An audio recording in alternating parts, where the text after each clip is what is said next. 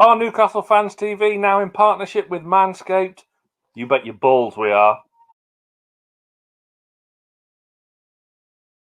The Premier League is in full swing, and it means it's time to throw on your black and white Newcastle shirt and make sure you don't take a nasty tackle below the waist. Our partners at Manscaped are here to save your boys from taking on a shot from distance off Matt Ritchie, which would sting. It would sting. So you can stay clean and take care of yourself where it matters most. Manscaped is trusted by over 2 million men worldwide. Join the movement for all your below-the-waist grooming needs. Manscaped has just launched in the UK and the EU. We've gone years without using the right tools for the job, but no fear. Manscaped is here with an absolute screamer to deliver the best tools for your below-the-waist grooming experience. Lee, how has Manscaped helped your grooming?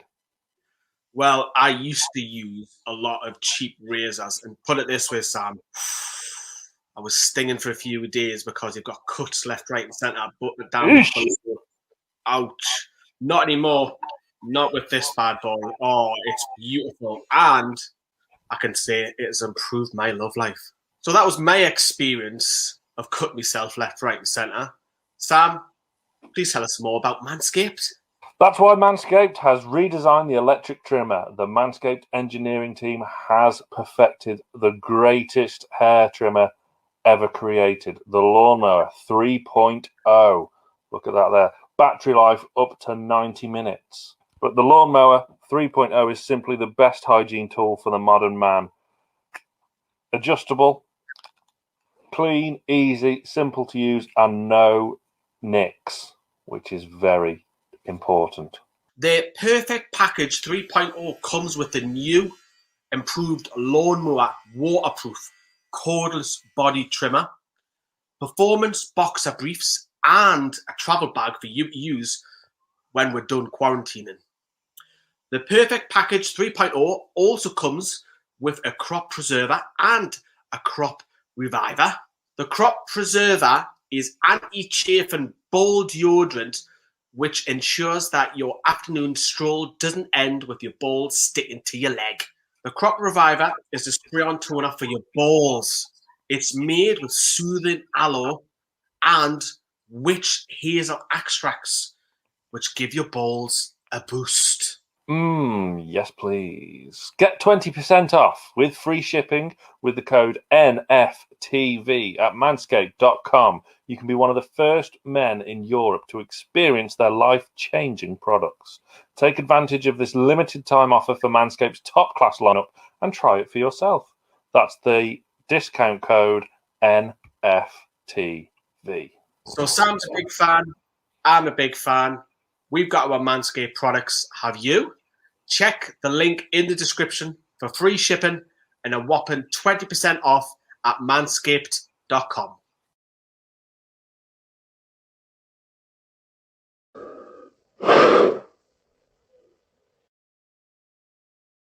Here we go, people. Are you as nervous? Because I am. Welcome, everybody, to NFTV. Welcome to the watch along. We are live on both of our YouTube channels as well as Twitch. Nervous about this one. Like, I've just literally finished 5 minutes ago from 11-hour shift. So Newcastle better bring me some good news tonight, because I'll feel it. I feel it being a late one tonight. I'll be finished around about 1 a.m. But if you are watching along, please help us by smashing that like.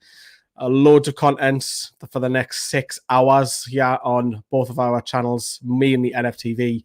And of course, if you want more of our membership info, you can click the join button. Brandon and I will be talking a little bit about that later. Please keep your comments coming. I'll be reading some of them out as we talk, as we build up to the game, and as ever. And I do think it's important to say that thank you very much for clicking on NFTV and watching as well. I can see all the comments coming through as well. Speaking of Brandon, there he is as well, buzzing for tonight. And what's the bet? And Almiron comes off injured. Yes, Almiron is the headline. He starts. Yes, he starts tonight, which has surprised me because I didn't think he'll be involved. I thought at best he'll be on the bench, but no, he's straight in. Let's just hope he doesn't break down. And as ever, Martin's in the live chat, encouraging you to hit like, which will be lovely. Hiya to Olias, hiya Kevin, hiya Joseph. Joe Linton starting again. What is wrong with this man? Hopefully it's Bruce's last game. Can't hack dumb at a left back as well. Wait, Almiron is back. He is back. He is back. Miguel Almiron is in the starting lineup for Newcastle United. And if you don't believe us, we'll get the lineups on screen. We'll talk more about this a little bit in about 25 minutes or so. But yeah, here it is. This is your Newcastle United lineup. Let's run it through with you. So we've got Martin Dubravka is in goal. Javier Manquillo is in at right back. Interestingly, no Emil Kraft. There is some rumours going around with him travelling around with COVID. He's not even on the bench, so that may be true with Emil Kraft. Jamal Lascelles, captain. Kieran Clark. That doesn't surprise me too much. Fernandez still remains on the bench. Paul Dummett again continues at left back. That's questions for me for about Jamal Lewis, because now that's 3 in a row. It looks like again it'll be Isaac Hayden who will try and protect. John Joe Shelby will try and get on the ball. Joe Willock will be asked to get forwards as best he can. Fraser probably on the left, I would have thought. Miguel Almiron, great to see him back on the lineup on the right-hand side. That gives me a little bit more confidence going into tonight's game. However, if he didn't start tonight, I would have liked to see Murphy start if it wasn't Miggy.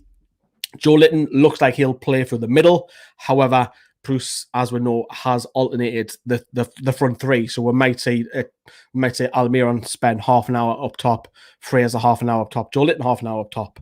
And then on the bench, you've got Carl Darlow, you've got Andy Carroll, Matt Ritchie, Dwight Gale, Jamal Lewis, Jeff Hendrick, Federico Fernandez, Jacob Murphy, and Sean Longstaff. So that's your tune lineup. Again, we're talking more about that when the lads start coming around about 1:30.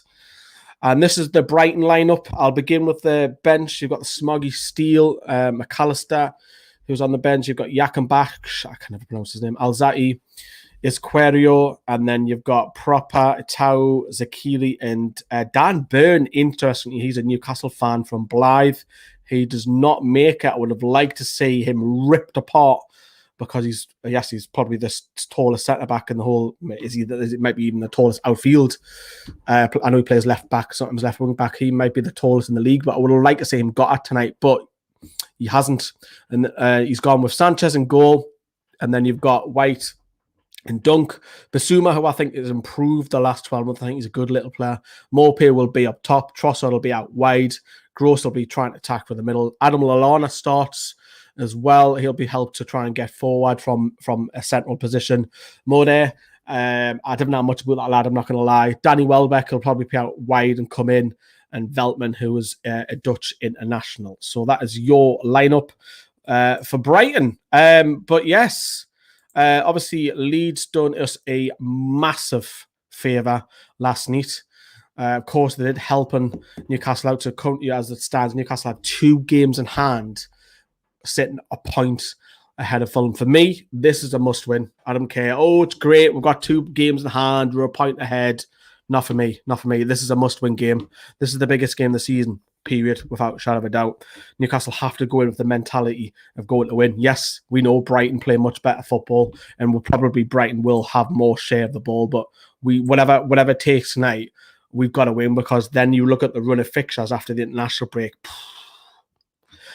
The only games I could see Newcastle getting something out of is the Burnley one coming up. It's a tough run of fixtures, but we're going to reflect back on the game against Aston Villa first, because it was a huge relief. We all thought we're going to go down when Kieran's game going to go down to a defeat. I'm not thinking that we're going to go down, by the way. I'm just stating that. I'm still optimistic, but it was a huge relief to get that point. And obviously, I want to take you back to the celebrations. And that's a point, and some of it might be a little bit over the top. It was just a raw emotion of relief here. Have a look at this. You fucking bastard! Fucking come on! Fucking good! Yes! Okay. Get in! Fucking joke. Get in! What the fuck? Yes! Come on! We fucking scored. Fuck yeah! Come on! Get in there! I can't believe I've not been able to see this. And if the lads had an actual proper connection, paid for a service, they would be up to speed with the goals because Brandon was quite clearly ahead of everybody else. But yes, we might have four in the watch along tonight because Johnny is going to be joining the rest of the lads. Obviously, I'm disappearing about 10 to 5 to, and Johnny. I think Liam's having a spell. I think Brandon, Carl, I think Sam's going to dip his head in at half-time as well. So we've got loads on the watch-along tonight. So it's the first time that we'll have four. Speaking of Sam, this is his reaction to that 1-1 draw. Thank you, Mr. Lawler. Well, I don't think we deserve to get beat tonight, but it was a very real possibility after Watkins or Clark home goal, unfortunately. It was a real possibility, and normally when we go 1-0 down, it's game over, that's it. It's done, finished, over with. And that would have been a real kick between the legs, and we would have been in serious, serious trouble. We're all obviously Man City fans now as they play Fulham. But the late goal saved us. It's a point on the board, which is obviously better than nothing. That could be the point that saves us. That could be the point that saves us. We probably need 2 more wins and a draw. 34, 35 points. It could be huge. It's great to see the captain. He's the one fighting for the shirt. Lads like Jamal Lascelles, Paul Dummett, they're the ones that we need around. And that could be the difference between Premier League and Championship next season. Bruce... Obviously, we know what he's like. He's an absolute horrendous manager, and not changing the formation in 2 games, 2 winnable games, over 180 minutes of football when we've not really looked that threatening, to not change the system, which a system he introduced to accommodate our front 3, all of whom are injured.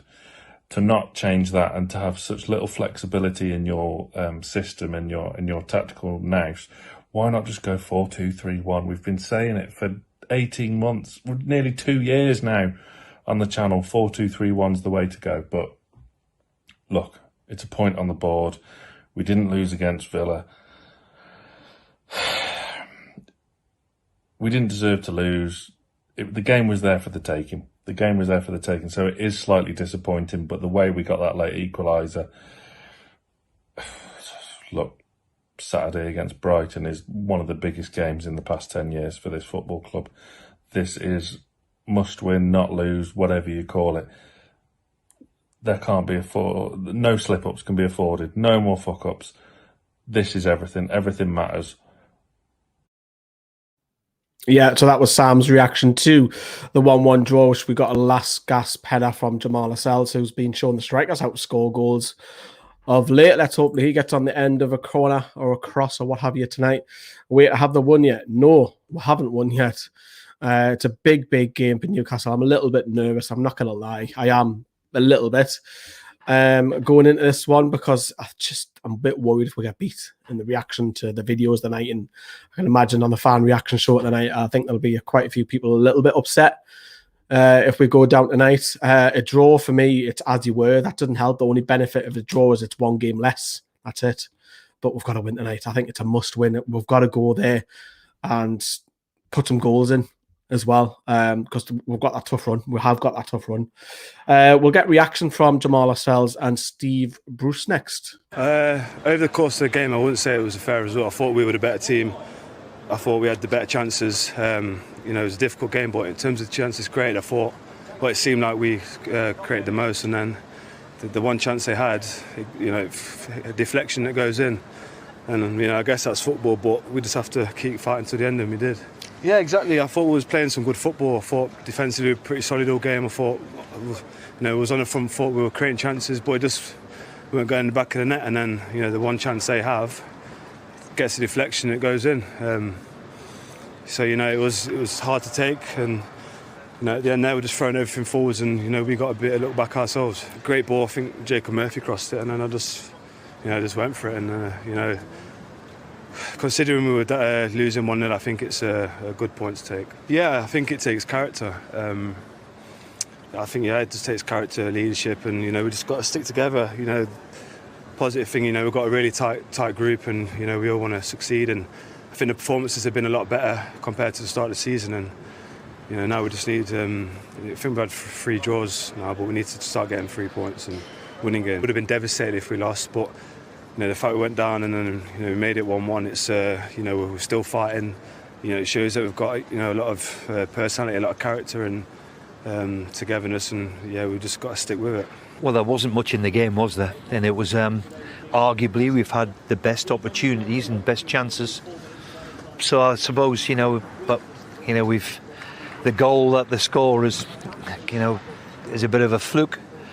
The one thing you have to do then is still show a little bit of desire and hunger to get back into it, and we've done that. We've managed to scrape something out of it, but I think we at least deserved that. He's come in for a lot of criticism, Joe, but he's contributed to the team and his performance today. Of course, he needs to score a goal and be a bit of a hero for once, and that hasn't quite happened for him. But he's performing as well as he can do, and I'm sure there's a goal or two round the corner. We hope, of course, but his all-round performance I was pleased with. There's still 10 games, and we're unbeaten in our last couple, which, yes, we'd love to have won one of them, of course. That helps. We've got to still show the same attitude, and, we're big players, hopefully, are around the corner, maybe in the next couple of weeks. That'll certainly help, because we've been a bit hampered when, a miss 1 is cruel enough, but when you're missing 3, then, that gives us something to focus on, and I'm still convinced we'll be okay. Look, you gain from your experience. There's no question managing Newcastle is always difficult. There's a huge spotlight. We've got a magnificent support, which is demanding, of course, and that's the way it should be. But look, I'm ready for the challenge of it. I've been here around the block a long time, and them experiences, I hope, will prove vital. So that was Steve Bruce's and Jamal Lascelles' reaction to grabbing a very, very late equaliser. A lot of you are saying that he's not liking hearing Steve Bruce. What do you want us to do? Not play him? Somebody's joking on. Andy Carroll's going to be brought on in the 94th minute. A great point by Geordie Sancaster, who has joined our Discord for members. More on that shortly when Brandon comes in. Dummett doesn't need Hayden for protection. If you've noticed this, that obviously any of us have seen the counter video that I did a couple of weeks back, and the last game, Hayden's been drifting out the left-hand side just to cover Paul Dummett. Now, for me, Paul Dummett's a better defender than Jamal Lewis. If it was Lewis, I could probably understand a little bit more, but I don't naturally get that. I think Dummett is fine at defending. I've got no problems going forward. I've got 1 or 2 issues, but having said that, Paul Dummett made me eat my words last game because he was actually getting forward, pinging in crosses, whilst Dwight Gale was on the wing. But anyhow, we digest and we move on. We'll read some of your comments out. Sam, if Joe scores, make it 6. Yeah, Sam has said a couple of things tonight. I don't know if he's on the bevies already, because I'll try to negotiate with Sam. If we've got 300 likes, he'll come on and neck 3 pints of Guinness. I think you should all bully him in the chat and agree to that, because he's not agreeing to it. But please smash that like. That'll help influence. But he has said that if Joe Litton scores the winner, he'll come on and neck 3 pints of Guinness. So I'm holding him to it.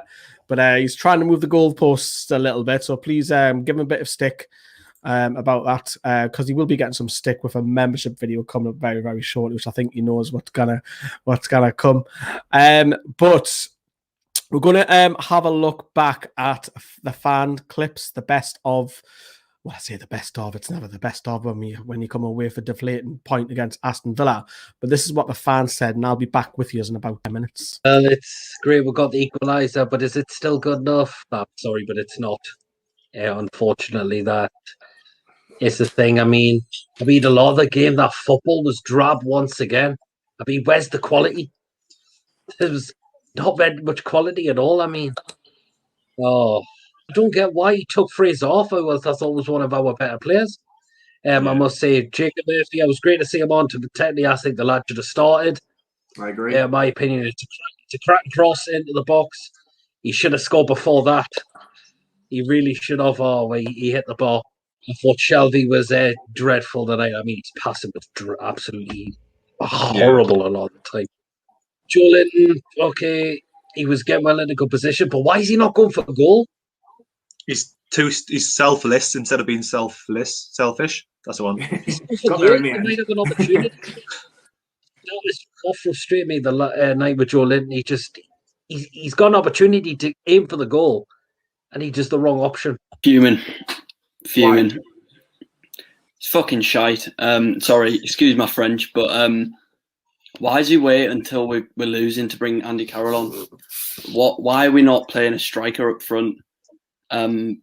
I don't understand. I don't understand anything that happened today. Well, a lot of things you can say about Steve Bruce that are stupid, but yeah. And then to bring Ryan Fraser, who I think was arguably our best attacking player, off when we were in need of a goal, I don't get it. But the thing that baffles me the most is that everything points towards he's playing for a point. Why is he playing for a point? We need wins, not draws. I think, well, firstly, I don't want to pick on him because I think Joe Linton played well, but he's got to get shot or cross away. Too many times he beats Mings and then his shot or his cross is blocked. He's got to do better with his final ball. But I reckon we should change. We need to change the formation. It's blatantly obvious. We need to play a centre forward in the centre forward position. So I quite like the idea of 4-2-3-1, Andy Carroll up front, Murphy and Fraser on the wings, balls into the box. I don't see why that hasn't been even used when he's making subs. I don't get it. But there's evidently a need in change of formation when the formation is built around our three best attacking players who are all out injured at the minute. I mean, Bruce's subs were ridiculous. We waited to nearly the 80 odd minutes before he makes a change. Why? As soon as he brought Carroll on, after we conceded the goal, the intensity almost picked up, and we were getting much further forward with a lot more bodies in the box, and we eventually score. So I can't understand Bruce's logic behind these changes. Yes, Jacob Murphy puts the ball in for the assist, but like-for-like changes are not working. You need to change it up and get a more attacking impetus when you're trying to get 3 points instead of Murphy on for Fraser and then, was it Manquillo on for Kraft? They're just like changes. There's nothing going to change in the way we're playing by doing that. Totally agree with you. I never thought we'd get a point today, I'll be honest. I think the most disappointing thing is the manner in the point. It's just, we've managed to get a point. Had Steve Bruce brought Carroll on earlier, maybe we would have been talking about us scoring and them not having that chance. I mean, I don't know if it's just me. I put a comment on when Adam was doing the live reaction. About 2 minutes before Jamal Lascelles scored, someone had a shot at the edge of the box for Villa, and Jamal Lascelles was hiding. Did anybody else see that, or was it just me? Is that the one Dubravka saved? Yes, he saved it, but Jamal Lascelles went out, and then he's turned his back on it. And I was screaming at my dad, going, he's captain of the club, he's turned his back on it. Then he's went and done something like that. So maybe that's something to look into and go, maybe it's written that we are going to stay up, because the last person to score an own goal against Villa was also Irish and we got relegated. So I'm glad that we got a point today.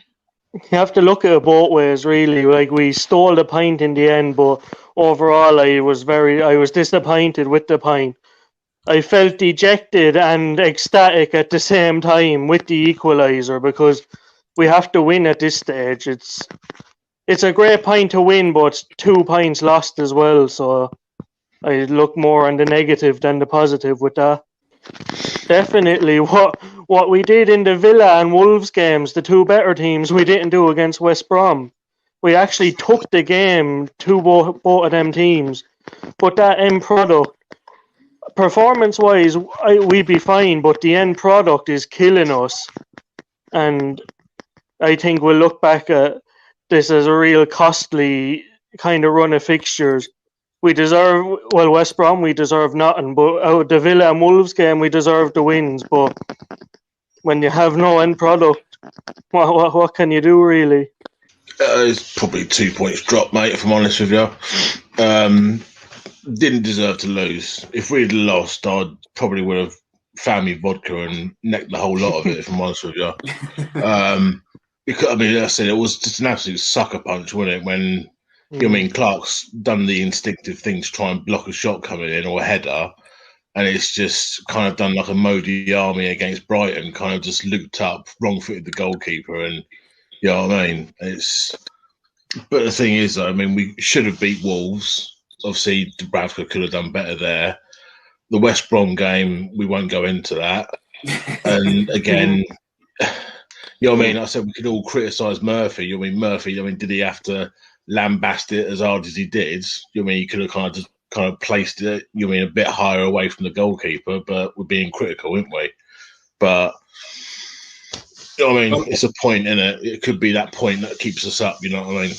I was delighted with the point, honestly. I went into the game, I predicted 1-0 Aston Villa, and then they scored, and I was like, for God's sake, I didn't want to be right about my prediction, you know what I mean? But then when we equalised, it felt like we'd won the game. I know that might sound like a bit pathetic and stuff like that, like celebrating a point against Villa, but I was just so happy with it. And I think after that game, this is the most confident I felt in a while about the performance, because I think we deserved that point as well. If we had lost that game, I think it would have been harsh, because we did play decent. I think that's one of the best performances he's had for Were. Like, he tried really, really hard. He was decent.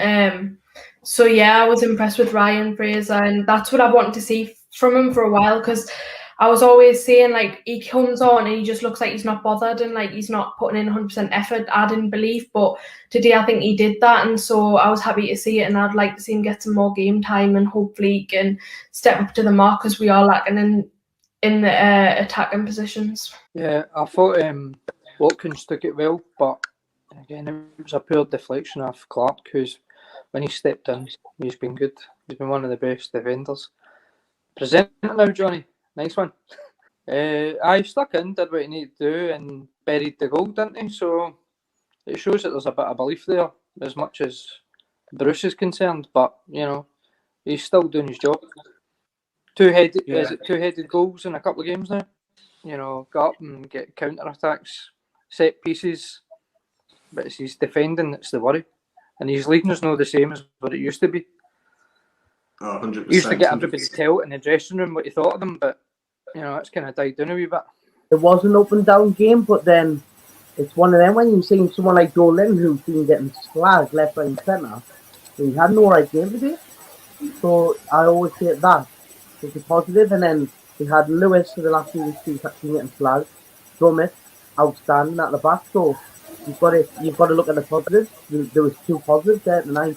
Them were the two positive players. I think if you're being honest about Joe Lynn, he's never going to ever be an out-and-out goal scorer. He's not that type of player.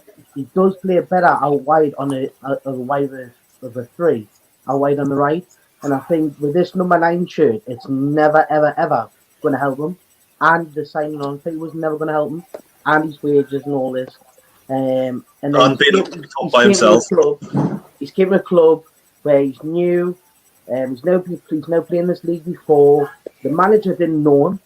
I write the articles for Newcastle Fans TV, and I come up with one line in it, which I'll share with you now. If Joe Linton were a gymnast, he'd lose points on his landing, because I mean, he did everything right. He did absolutely everything right in that build-up, and he just needs to finish. I mean, I could almost hear Newcastle fans around the country just screaming at the TV like I was. I was just like, shoot, why didn't you shoot? And he just needs to finish it. I don't know if he's lacking confidence or something, but he just needs to finish that shot. Yes, and we are back by everyone. Mr. Greenwood has just randomly joined us. Are you all right, mate? I'm very good, mate. How are you? Not bad. Looking forward to your first watch along. Yeah, we'll go with it. We'll just see how it goes. I just realised I don't know whether I picked the right game for it, mate. But I know. I was about to say, you've picked a nervy one, haven't you? No, just a bit. Oh, it's got to be nervy, isn't it? That was obviously the fan reaction. We're going to look at the lineups as well, very, very shortly as well. I'll just change that layout. But we're going to switch the focus now for the next half an hour before kick-off into tonight's game. And we're going to have a look at a clip before we bring in Brandon's, I can say Brandon in the background as well.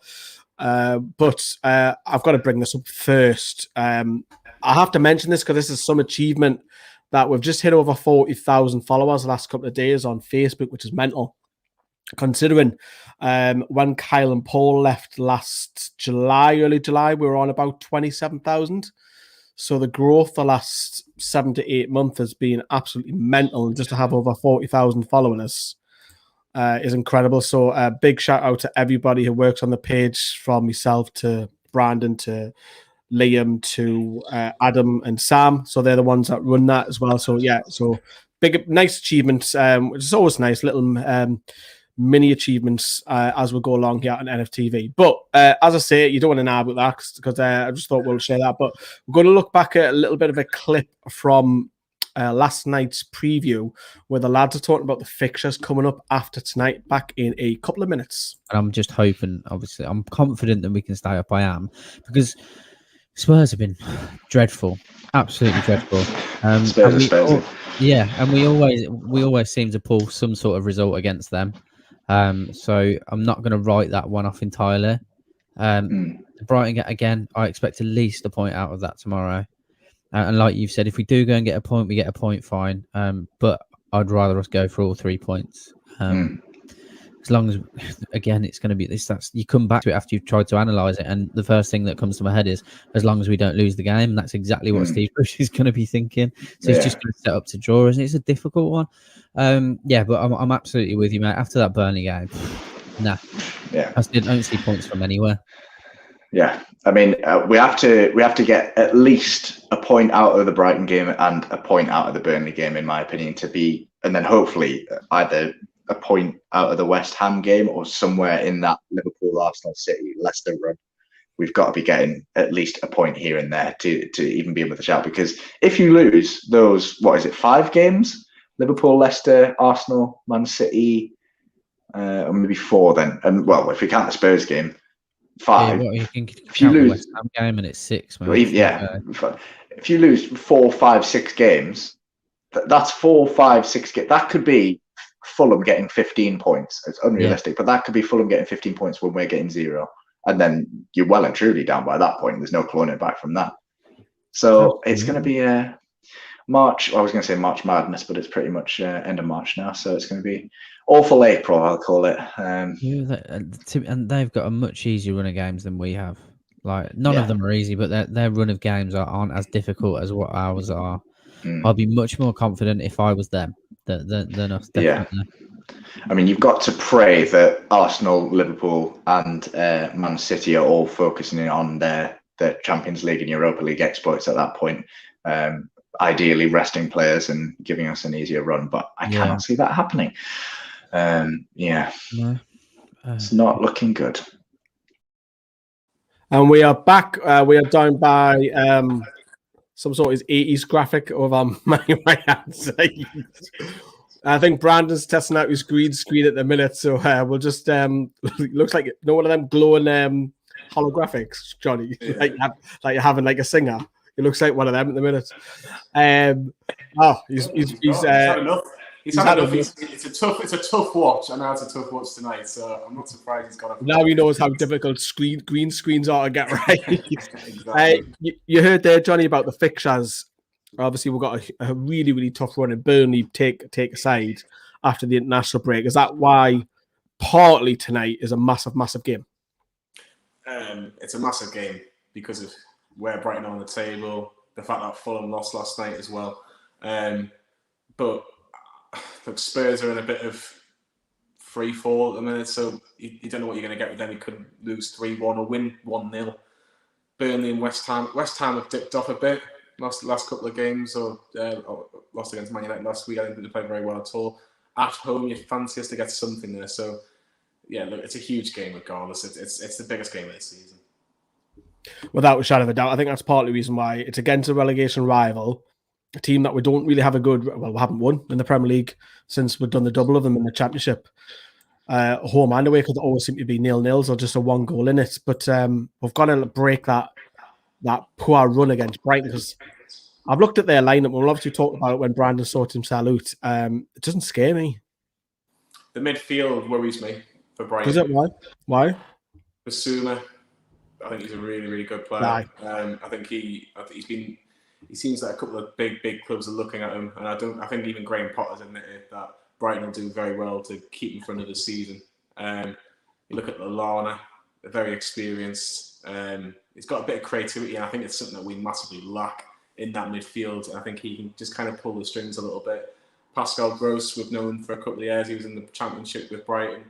And Troppard, again, a similar player who's, he's dangerous when he wants to be.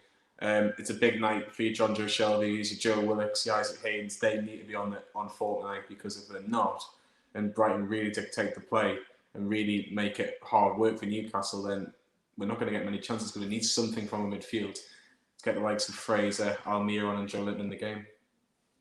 Let's see if he's ready to come in. Are you sorted, Brandon? Kind of hear him. How do I? Right. Oh, there we're going. Nice layout. Yeah, I can hear you. Nice layout. I'm doing my best, mate. Welcome to the green screen world. It's tough, isn't it? I'm figuring it out, but what did you say, mate? I got none of that. I said I'm still figuring it out, the green screen and everything. Right, you figure it out. I wanted to bring up when Brandon came in, the membership program as well, because Brandon wants to try and encourage you to join our Discord as well. We have 2 membership programs available for anybody who wants a little bit more. We've got a $1.99 and we've got a $3.99. No, it's $4.99. The 2 membership programs. The higher one, you get everything, and the $1.99, you get the majority of it. We have over 15 plus exclusive vids every month. Even Johnny has started to do some of late as well, which is great. You also get the insight of highs and lows of running NFTV. So it might be me, we've had a setback or we've got a positive. You find out. You also find out about confirmed guests, about Greenwood Mulliner Show, or anybody on the influencer, and chat directly with us on Discord. Now, not many people know what the Discord is, Brandon. So you want to just explain what is actually Discord? Yeah, sure. Discord is like a community I set up. I just to build a community under the members. It's like sort of protected because you have to pay for it, and basically we discuss all kind of things like about the games. We have banter there, and it's just a close community, and you don't get much stick there. Or of course we have banter with each other, but it's not people from other teams as well and saying daft shit. It's protected, and it's. I feel like it's a good community over there. I think what also as well, Johnny, we will get back to the game, by the way, people, if you're tuning in. What we do is we don't just have a membership program and support the channel, because a lot of other channels have a membership program. We actually go one step further and produce content and tell everybody how we're feeling, what's coming up, what's good, what's bad. That was like a little Fury dig there, wasn't it? No, it was. It wasn't meant to be. No, we do a lot of great stuff, and obviously you mentioned that I've done a couple of videos as well recently, and yeah, it's good to stay interact with everybody. Like I say, you get to kind of talk us more a one-to-one if you like. But yeah, it's good. Like I say, we've got Greenwood Mulliner shows coming up. There's one on Tuesday, which Sam's put for a members video. Actually, I was on the members video with that one as well. So if you want to head over and who we've got on Tuesday, very big guest. Then we've got a new guest I can just say now, Steve. Welcome to the gang, I suppose. Sam, you need to be very, very kind to me tonight, because I've got a video on here, Sam, which, sponsored by a hack company or something, are we, lads? No, we're not. But Steve, apologies if I haven't pronounced this right. Machela, have I said that right? Or Machela? Carla, I would have gone for. Macala, say Machela. Brandon, what's that in Dutch? Steve McCall. Okay, fair enough. Hey guys, big fan from New Hampshire, USA. I'm extremely nervous for this game, and I really hope we can get the win somehow as well. So thank you very much for that donation that will be put aside in the pot, which we'll get every month from ad revenue and membership videos. So we are desperately trying to find somewhere to go and host videos. So I'm still on the lookout for that, because we just had a setback, which members would have already found out about. That hat isn't fooling anybody in the green screen. And I've also got, and Johnny, I want to ask you, what would you rather see? Would you rather see Sam mess up big time with Alan Shearer, or would you like to see him neck 3 pints of Guinness in one go? Ooh. What do you think the viewers would want? Oh, the Shearer messer. Shearer messer, okay. Oh, interesting you should say that. My editing I would go for it. We're going to show you how well I can edit. Isn't that right, Mr. Mulliner? Isn't that right, Sam? I know you're watching, Sam. You know what's coming. Mr. Mulliner had a fantastic opportunity to interview the legend that is Alan Shearer. Didn't he? Didn't he, Perry? This way, man. Over here. Didn't he? Didn't he? He had the chance to interview Alan Shearer. So he interviewed Alan Shearer, of course. But his internet went, didn't it, Sam? It went a couple of times and he came back and mentioned it later on. Fear not, everybody. You get behind the scenes stuff in this channel. So here it is. Sam in all of his glory, messing up big time on the big stage. It's a good job. I can make him look good.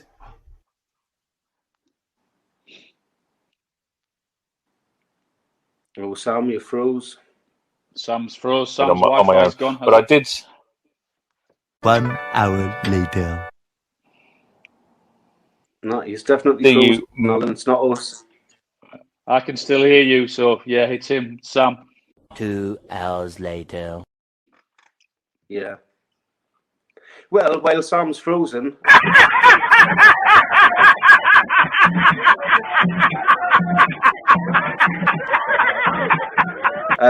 Could I ask you a question, if that's all right? Bobby Robson for me was just absolutely massive, you know, as a football personality through from England, you know, Italia 90 and stuff. And obviously when he joined me on the outside, it felt like Hello. 3 hours later. I knew my internet would go at some point. It did last night as well.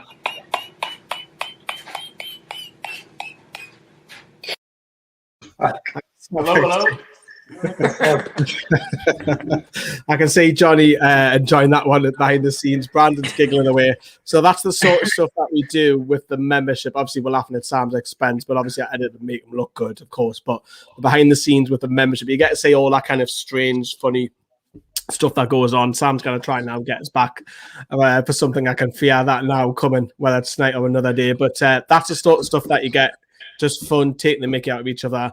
Updates about the channel and stuff. But yeah, that was that.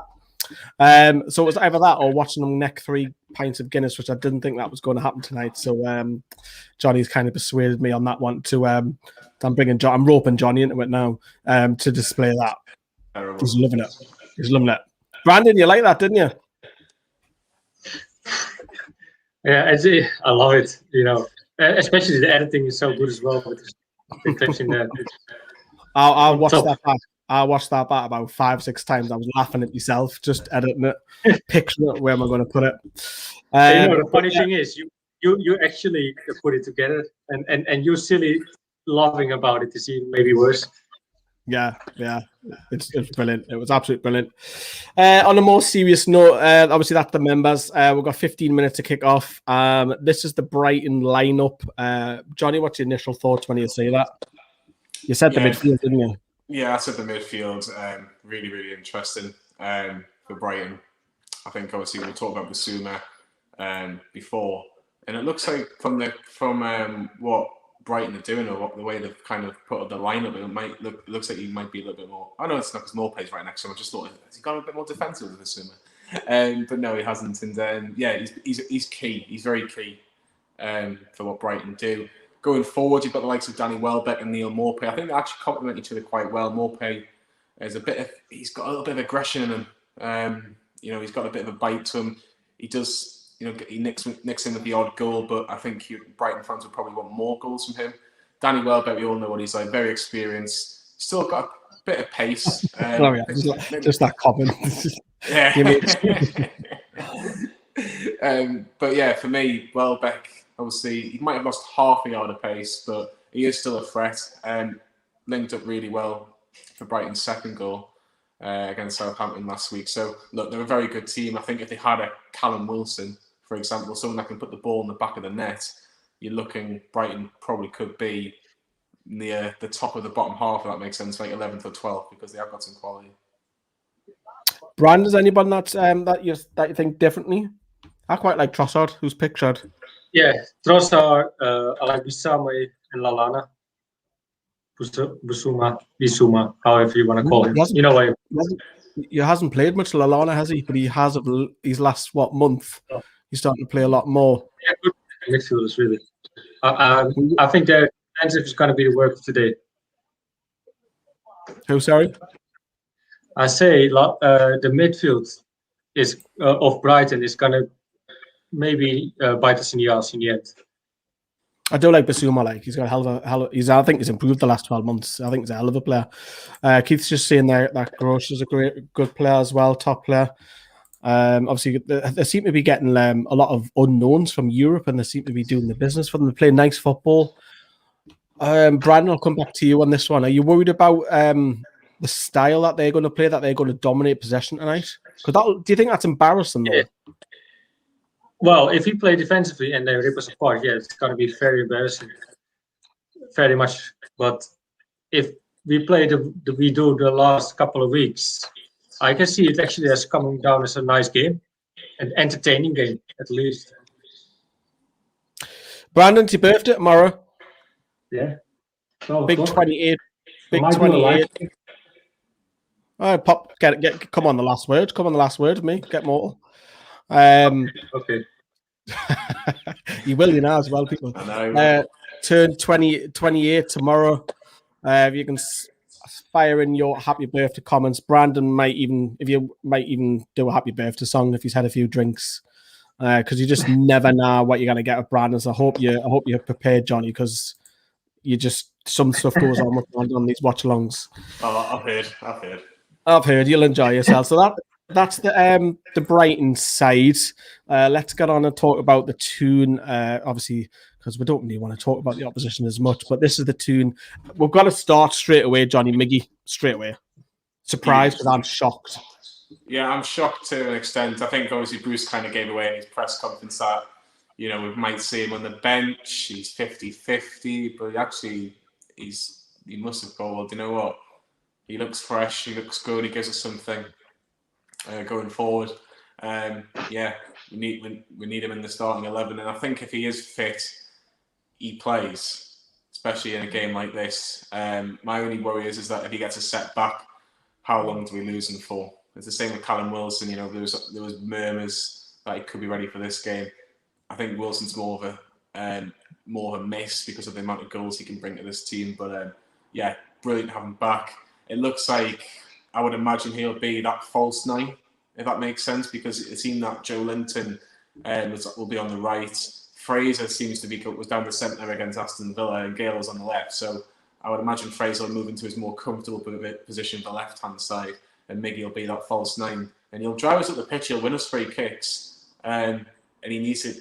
I've just seen something on the TV there. 8 goals in 70 games for Newcastle. Needs to be more than that. It needs to be less than 1 in every 7. But great to see him back in the team. Brandon, do you think that front three will alternate? I was saying earlier on the top of the show, one of them might spend half an hour as a number 9, and the other one might, and then the other one might. Well, the only positive thing I can take is from that Joe Linton had a good game against Villa, probably his best game. Fraser had a good couple of games as well, a good run of games as well. And Miggy was on scoring as well. So I don't know how they will play, how it will work out. I just hope it will work out, and it will be a nice birthday present in the end. Yeah, stop talking about your birthday. How are you getting your comments? And that's how you're getting off us. Johnny, Adam's not a big fan of Ryan Fraser. Obviously, we've seen it in the WhatsApp chat. And I was saying last week that the lad needs a run of games, and we are seeing spells for me that he's getting there, because I don't like, obviously, in the false 9. But when you see him out wide on the left, you can have a take on his man. But the thing I like about him, he looks up and whips it in. Yeah, but the thing is, though, who's he got to whip it into? That's my biggest issue, With Callum Wilson, there's a threat there. Now, we've tried Gale, but we're playing on the left-hand side for some reason from the manager. He needs people to go and have people in the box. He probably needs an Andy Carroll or someone that can do a lot of damage in the box. But look, he's still a threat. We're still waiting for that one big performance from Ryan Fraser. We'll go, right, he's arrived. he's come to Newcastle and he's really shown that he's here for the fight. Look, I still think he's a good player. And I think we would miss him if he got another injury from that at the end of the season, because he does offer you something. And I think if you spoke to 99% of Newcastle fans, he probably would make the best 11 in terms of what we've got. But yeah, we need just need a big performance from him. We need a massive performance from Joe Linton. We really need him to play his best game he's ever played for Newcastle. I want to see Lee crying on telly because of how good his performance was, like he was against Spurs.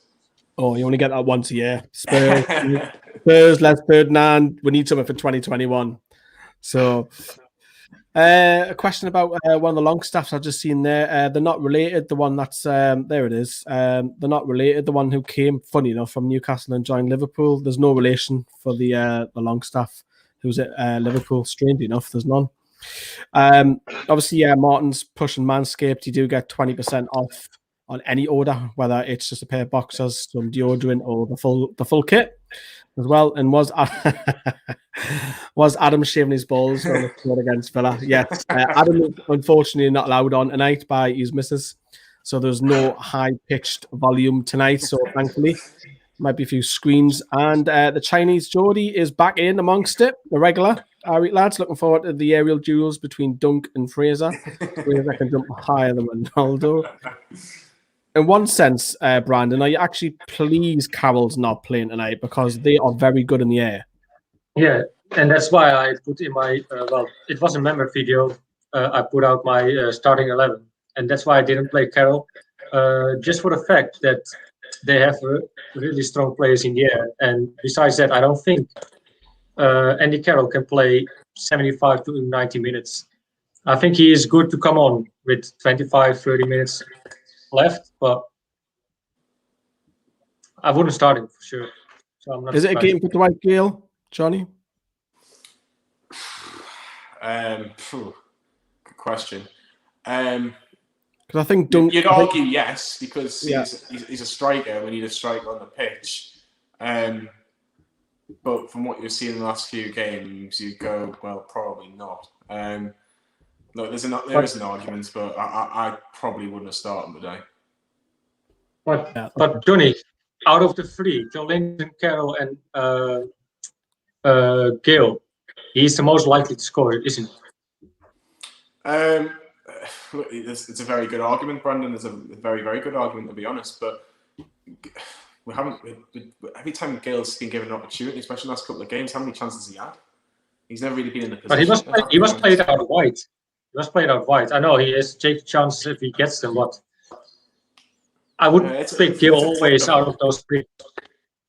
I think what Bruce has probably looked at is like, who offers me more at the minute, and he's looked at it and go, well, Joe Linton offers me more. He brings more people into the game than a Dwight Gale does. But again, you've got to remember, we tried Andy Carroll against Brighton at the start of the season. He was hooked off after half time because we were 2-0 down, and it could have been worse. And Carroll was just getting nothing. Like he was just winning nothing. He wasn't getting anything.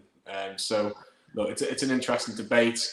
Again, there's got to be like a slight eye on the next season, regardless of what division we're in. Because if Dwight Gale's out of contract, Jake Murphy's out of contract, these players are actually going to be in our team next season. And if they're not, do you have to play other players that can potentially still be at the club and keep you in the division? So it's a difficult one. I completely understand the for and against Gale, but I don't think tonight's the game for him. I really don't.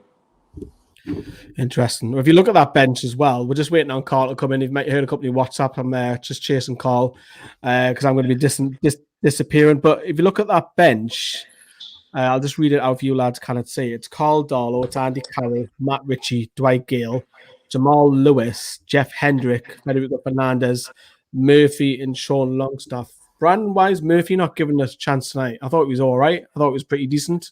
Yeah. Again, he probably gives him more time when the game processes, but I don't know. He just doesn't want to play Murphy. I don't know why. Well, he got Almiron back. That's probably why he don't play.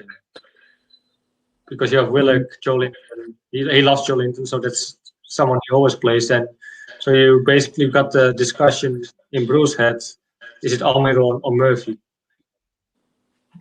Yeah, I think Johnny, do you think he would have started if Almiron wasn't fit? Yeah, 100%. I agree. I think Murphy's probably done enough in the last couple of games to start. He was very unlucky not to score. Some would argue he should have scored, and probably agree. Probably should have scored last week. I think if Almiron wasn't fit, I think he would have started. But the argument is, do you put Murphy on for Joe Linton, say 20 minutes to go, 25 minutes to go if we need a goal?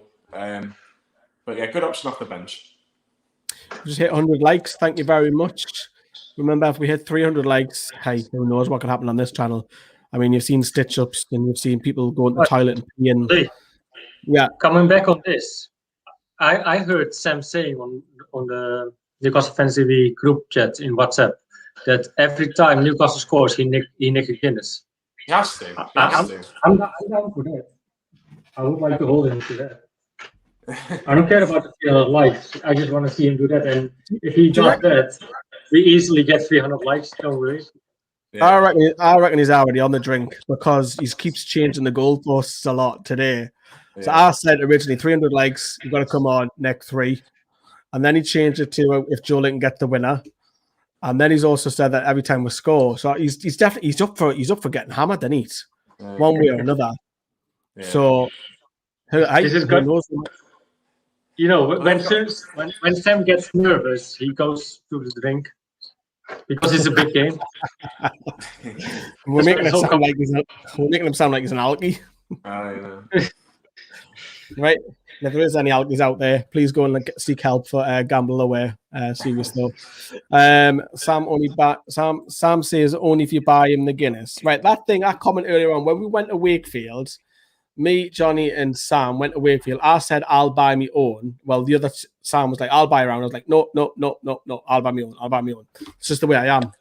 So that's why. There's the story behind it. And yes, I did lose before he pipes up in the comments.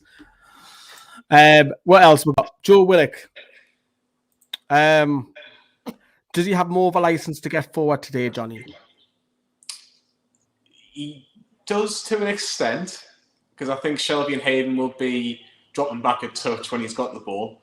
But it's a massive game for him. You know, we need him to show up properly tonight. We need him to really contribute in a massive, massive game.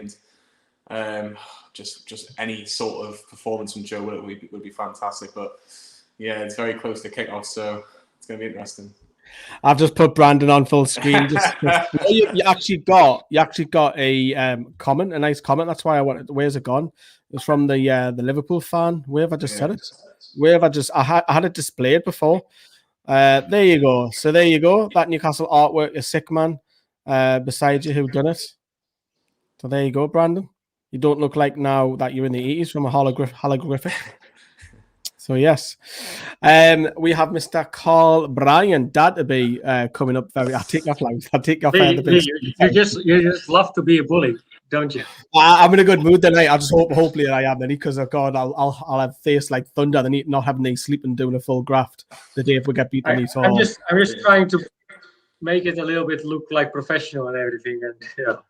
No, well done. Yeah, experiment. I like it. Well done. I'm going to disappear because Carl has turned up finally. Cheers, Carl. What I'll do is, look at Juicy. Did you know, Johnny, that we... Shut up, Brandon, man. I'm trying to go away. Did you know, Johnny, that we have YouTube gaming? No. Now we do.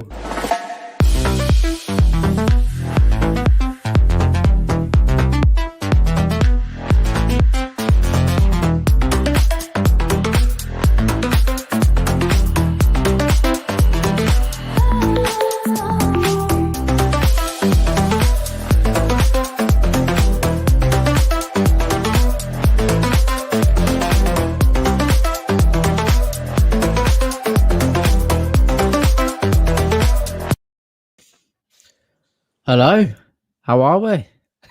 Very good. How are you? Yeah, I'm good, thank you, mate. Is Adam joining us tonight, or no? He's been suspended. Oh, is he? Yeah, he's been told that he can't come on. I think apparently his missus has told him that he can't come on tonight. Oh, she put her foot down. Fair enough. Yeah. Fair enough. Positive tonight, Johnny? Well, we're 30 seconds in from what I'm watching, and we've done all right. We've kept the ball. as I've said, that's just gone out for a throw-in. I'm not. I think I've said in the preview, I said we get beat 2-1. Yeah. We don't have a very good record against Brighton. I think Brighton will have a lot of possession. I think if we lose tonight, I think that'll be Bruce's last game for Newcastle. I really do. I think the fact we've got an international break will suggest that the board might have a little rethink. But let's see what happens. Hopefully we'll win today. Yeah, absolutely. Do you genuinely think that they might actually get rid of him? Just if from we what, lose? just from what I read in that press conference, I just had a feeling. Fair enough, mate. Oh shit! Oh, you bugger! That was close. I just from what I read in the press conference, I don't know if he's just been told, look, this is a game that we cannot lose, and if we do lose, your job's on the line. Especially the fact that Fulham were playing beforehand, but what a result that we got from Leeds beating Fulham last night. Yeah. Huge. Massive result. How about yourself, Brandon? I'm just wondering what minutes you guys are on, so I can. Sorry, mate. I'm just trying to set my details correctly. I wasn't really listening. Can you say it again? Yeah, no, that's fine. I said, how are you feeling about the game tonight? Positive or not? Or? Yeah. Sorry, mate. Yeah, I'm buzzing. I'm nervous, but buzzing though. I would like to think we can win this. Yeah. But it all depends how Bruce set us up, really. What do you think? Yeah, I've said to a few people, I'm trying to leave my negativity at the door, as difficult as that is. So I'm going to go for an optimistic 2-1. But, you know, I don't believe any of that's going to come down to Steve Bruce. I think we need to, the players need to put it out of the bag for us at the end of the day. So it's going to be difficult. I know Matt's spoken about last night how Brighton are always creating opportunities, those goal scoring opportunities that they haven't necessarily converted. But, you know, we are a side that they'll be able to score against, and we just got to do what we can. It's difficult. What a save. What a save, Martin. That was really quick.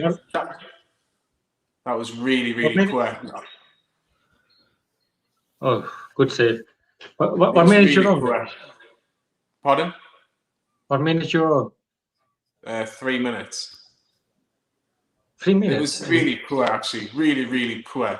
I think I think it was Moda who literally danced through about 5 Newcastle players, all in the same sort of area, and literally, he's offside. It's got to be offside.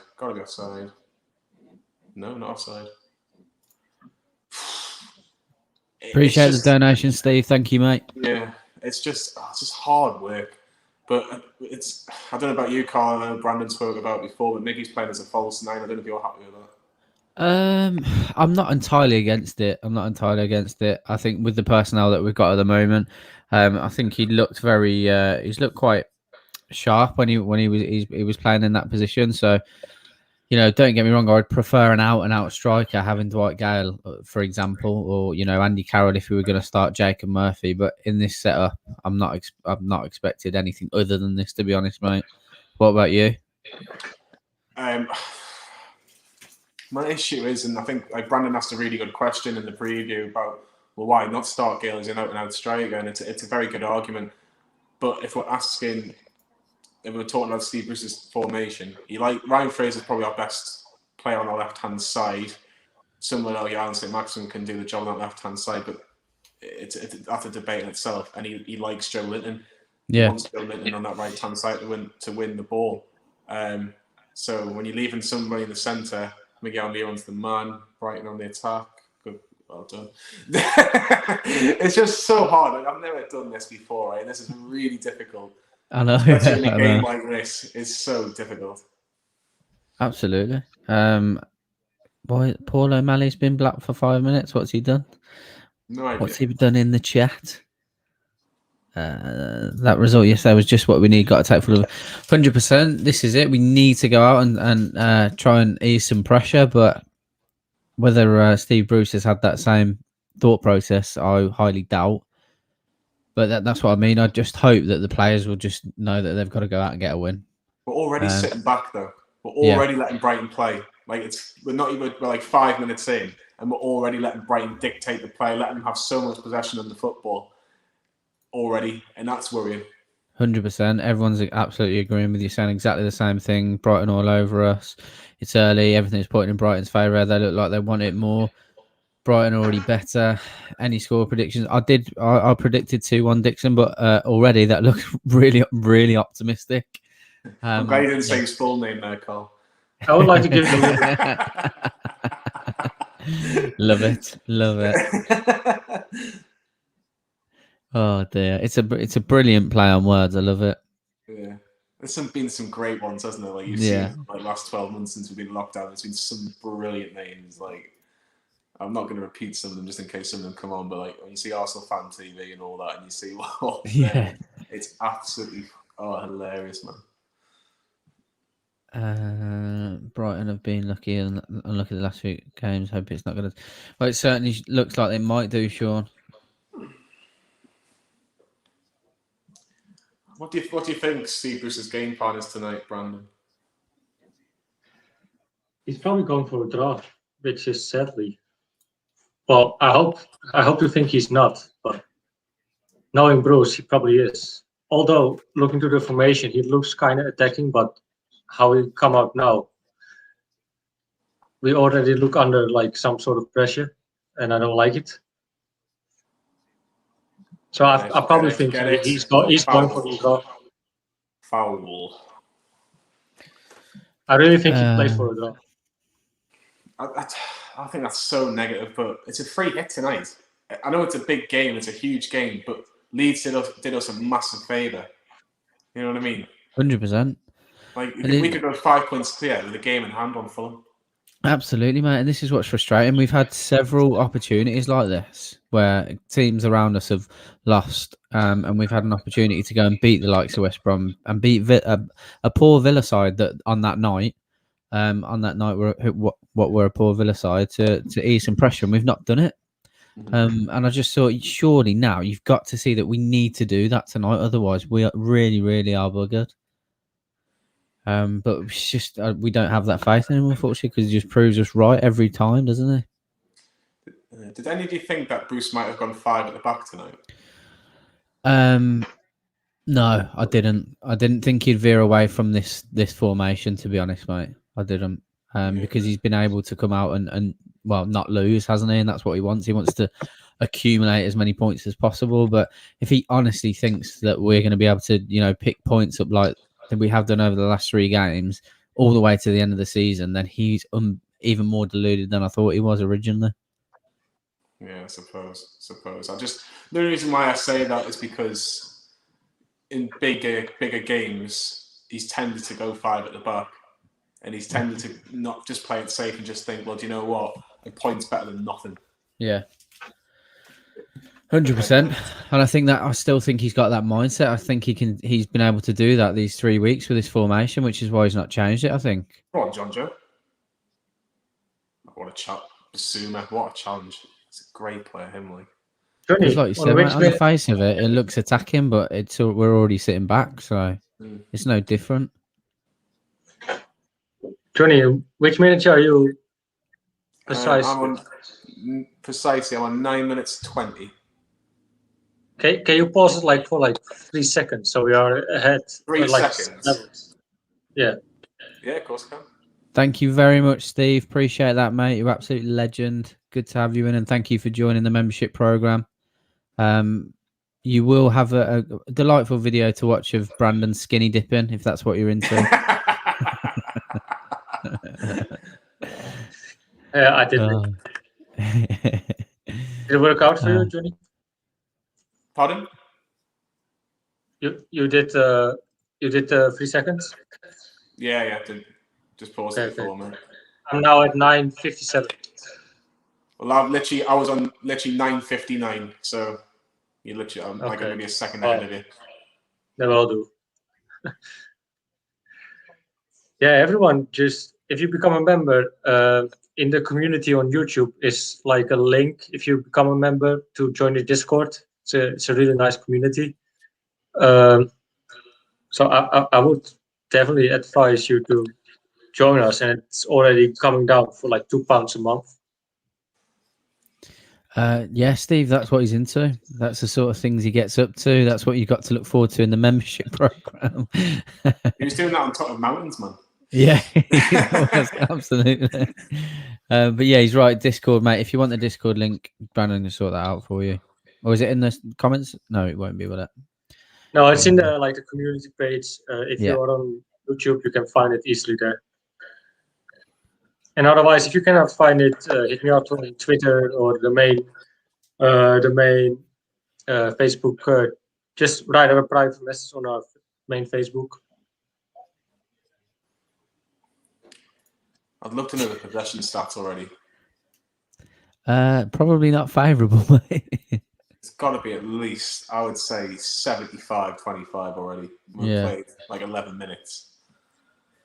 I get loads of views of what?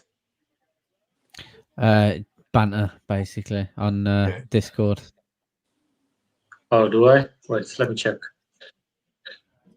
No, just in general, I think, mate. Not right now. Oh.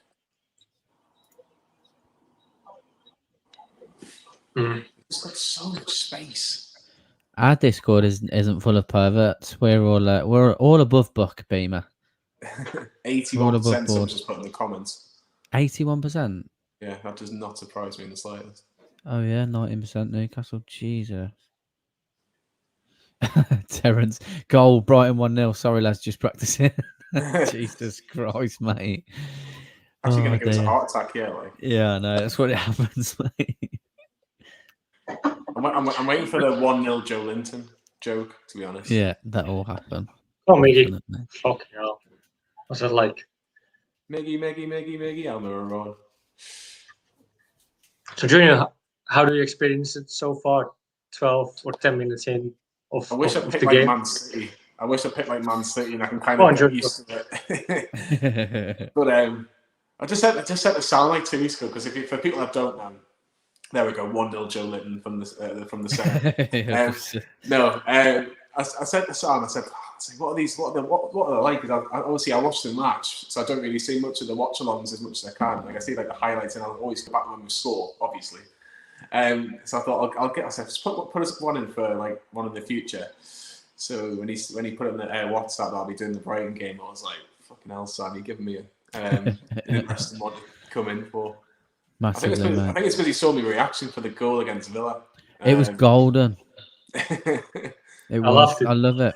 Yeah, definitely. It's difficult for me because I'm commenting on I'm looking at the comments most of the time, so I always miss a goal. But yeah, I love it. I love it when watching the celebrations back. Well, I like the fact that Brandon was like 1 second ahead of his all, and then like Sam must have obviously been watching it like proper bang on live, and like gave his best gladiator performance. Come on, so yeah, interesting. I think I'm just behind because I'm in the Netherlands here. Oh yeah, I think we have. That's probably why I'm like 1 or 2 seconds ahead of you, literally because you're literally in a different country. Yeah. It's funny though. What minute are you boys on? They're asking in the chat. 14:09. Oh, I was on 14:12, 14:11, sorry. So yeah, I'm like 2 seconds ahead of Brandon or something. Oh wait, make it. I'm using Sky Go and I'm literally a minute behind, so don't worry about it. It's fine. Fuck you. Put this way, at least you'll not be disappointed. Well, this is it. This is it. That is always the positive. To be fair, I'm expecting it, so it's fine. It is tough, because it is tough watching the game. I was just talking to my dad about this last week. I was like, I can't wait to go back to games, regardless of what division we're in, because when you're actually watching on TV, I feel like you miss so much when you're actually watching it live in the grounds. Because you've got a pro season ticket as well, Carl, haven't you? Yeah, mate, I can't wait to get back there. I'm lucky enough to be sat in the Gallagher. We did choose the very front row. I'm not sure why we did that, but I love it, and I've been wanting one for ages. So when everyone was like, "We're gonna start boycotting," I didn't do that and took advantage of the season tickets that were going. So yeah. Yeah, same. One of the lads, I don't know if you'll probably know, because I've done a few videos with him, is Ramsey from HITC, and he was exactly the same. Like, he moved from Ireland to Newcastle, and he was literally exactly the same. Yeah. Oh, good defensive work from Willock. Me and my brother have said, mate, as soon as we got them, like, regardless of how many games we go to a season, I'm keeping it. Like, that's it. It will take a lot to give it up now. I think the loyalty points as well. If you get rid of the season ticket, the loyalty points has gone. Like, I've got 100 loyalty points now. Yeah. Well, sorry, 99. I was waiting to go for 100 loyalty points, but obviously that's scuppered after lockdown. But like, literally, when you get like 100 loyalty points, you can pretty much go to any game you want. You can pick. Yeah. I think Lee was nearly at that situation. Lee was on about, I think, maybe 40 loyalty points. So it just depends on what games you want to go to. You've got to do this like the shit games, like the Monday night games. 100%, mate. Like Wigan's away, that's on the TV, where no one's going to watch them, but you're going to go and watch them live and pay the extra money. But yeah, it is what it is. Best away game, actually. What's the best away game you've been to? Recently, like, it's a really weird one, but all time.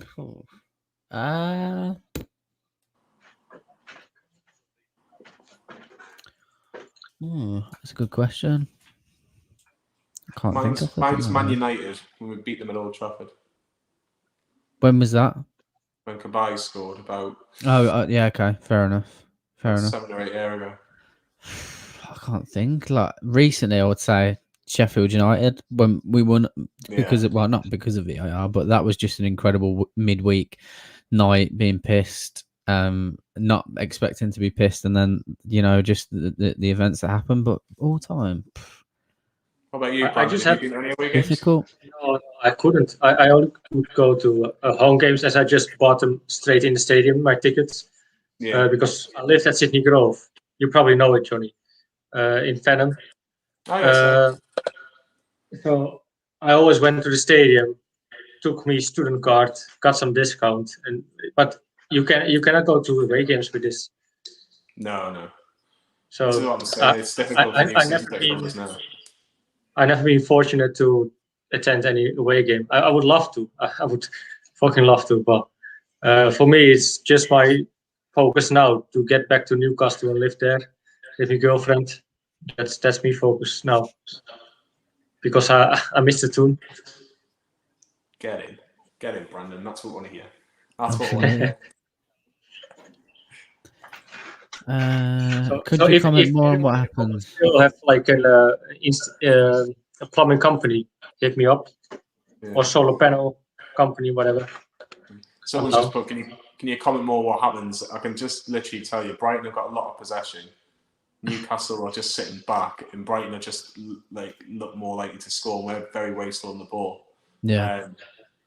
We're just it's gonna be a long night already by the look of it, but we just need to get a bit of a stranglehold on the game. If we can get a bit of a stranglehold on this game, really worry Brighton, because Brighton would have looked at this game, regardless of the beat Southampton, and gone, we need to win against Newcastle. We need 3 points against Newcastle, because they've got a terrible run of fixtures after Newcastle. So yeah, they have. This is like the Southampton for them is a bonus win. I think if they had taken a point at Southampton, I think they would have taken that. But obviously they got a win, and it was great. It thoroughly deserved it. So absolutely. Let's see what happens. Where are we? Playing a football match without that's what we do. We're good enough to do. You know, we're like Barcelona. We're good enough to play with a false 9. That's how it works. Do you not think a lot of opposition fans, when they watch Newcastle, going, how on earth are we not above these? Like, if you're below us, yeah. Like Fulham must watch this Newcastle team and going, how on earth are we below them? 100%, mate. The amount of people that we get in here, it's like we've got I don't know where it's come from, but we've got a really good Leeds Newcastle partnership in this chat, and I love it. I don't know where it's come from, but it's brilliant. But we get a lot of fans coming in, sympathising with us, but because they know how bad we are, and like you say, they must be sat there thinking, how are we not above them? 100%. We were all massive Leeds fans yesterday. We were not second goal went in. Definitely. I just want to thank a lot Abraxas as well. Abraxas is quite a regular on our show, on the watch along. You know that as well, Carl. He's on the show a lot, and thanks for him that Fulham lost because Rafinha is a beauty. Yeah, 100%. Steve, what a man! Yeah, What a you man. absolute legend, mate. You're an absolute hero. Thank you. You haven't been to England or a Newcastle game, but best away performance I've seen was away at Bournemouth last year. ASM goal was superb. Fair enough, mate. Fair enough. Yeah. Where are you? Where are you living yourself, Steve? Sorry if I've missed that in the chat. It was America. It was definitely New He Hampshire. said it, but it was Oh, was it New Hampshire? New Hampshire, yeah. Nice. Never been to America. Don't know if you used to have. I've been quite a few times, mate. That's kind of where I try to aim my holidays to be. I do like going over there, to be fair.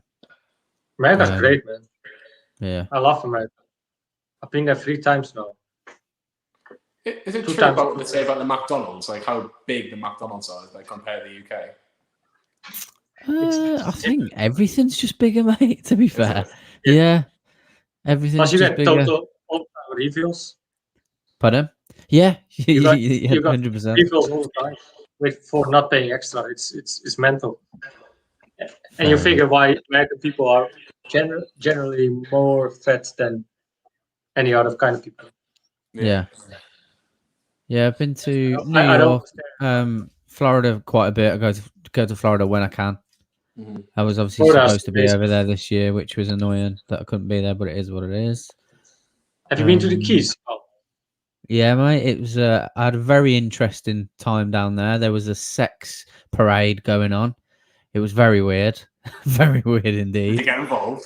No, well, I was drinking, like, but people are literally, mate, just riding through the streets, like, explore. Everyone's like, it was kind of like a gay pride sort of thing over there, but it was like really over the top. Like people are like got like sadomasochist like bondage gear on, like dildos on their helmets and stuff. I'm not gonna lie, I didn't think after 22 minutes of the football match I'd be talking about that sort of stuff. Like, I know, mate. But you just described him, Carl. That sounds like a party for Adam and Liam together. Yeah, it does. Yeah, it was incredible though. Incredible. Liam's just asked how you're getting on with the watch along.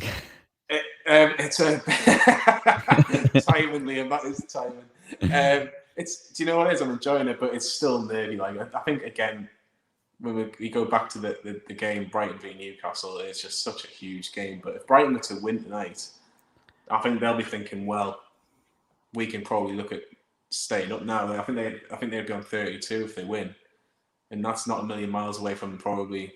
I think 37, 38 will probably guarantee you staying up this season because of Fulham's defeat yesterday. So it's going to be fascinating. It's going to be tough. We don't really look promising, don't we? Nah. As long as we're 4 points out of Fulham on the final day, I don't care. I don't even think we had a shot on goal, to be fair. No, we haven't had a shot yet. Brighton have had a couple, but I'd say the best chance that Brighton have had was after about a minute when the throw on the right hand side crossed it in, and the left, I think it was the left back or the left midfielder, I forget who it was now, it might have been Trossard, and just you kind of rocketed it over the crossbar. But look, Newcastle have got a bit of possession now, but need to really make do with what they've got. So see what happens. Simon, legend. Everyone's chipping in. I love it. Thank you very much. We all do appreciate that massively. Simon is we put it in because we enjoyed doing all this with you guys at the end of the day. Love having a crack with each other and everyone in the chat. So really appreciate that. Thank you. What's that? Don't mention that, Carl. Liam getting excited with his dressing gown. I know, mate. Just as well he's not on the watch along, isn't it? actually not to mention as well. Simon is Simon is also very active on Discord as well. So I really like to thank him for being so active on Discord as well. And if you want to be part of it, you can be already for like £2 a month. Wow. Want to hear a stat, gents? Yeah. Right. If you had to guess how many minutes this season away from home Newcastle have been in the lead? Oh, fuck. 60. Away from home, we've been in the 60. lead. An hour. 60 minutes. 62 minutes. Hey, I was fucking close, man. Half they were probably against Everton. Yeah, very true. Very good. Thank you, Stefan. Hope you're well, mate. Hope you're well. Yeah, lots of super chats. Thank you. Yeah, Johnny, come on more often. Definitely, 100%. I'm epileptic, and it's more. Jesus Christ, Aaron, man, fucking hell. Johnny, this is why the watch along is more fun than actually watching the game. I know, 100%. This is what you get. I'm not even going to repeat that, to be fair, but yeah. No, there's a line, isn't there? There is. Stephen Hawkins will press more than Joe Linton. Jesus Christ! If fans were allowed in, Bruce would have. Yeah, he's. It was very, very strange when he thought that it would be positive for him if Newcastle fans were in the ground, because I don't think that would have been the case at all. Carl, you were quite happy with this team, weren't you? I was happy with the lineup, mate. Yeah, but I can be proved wrong very quickly.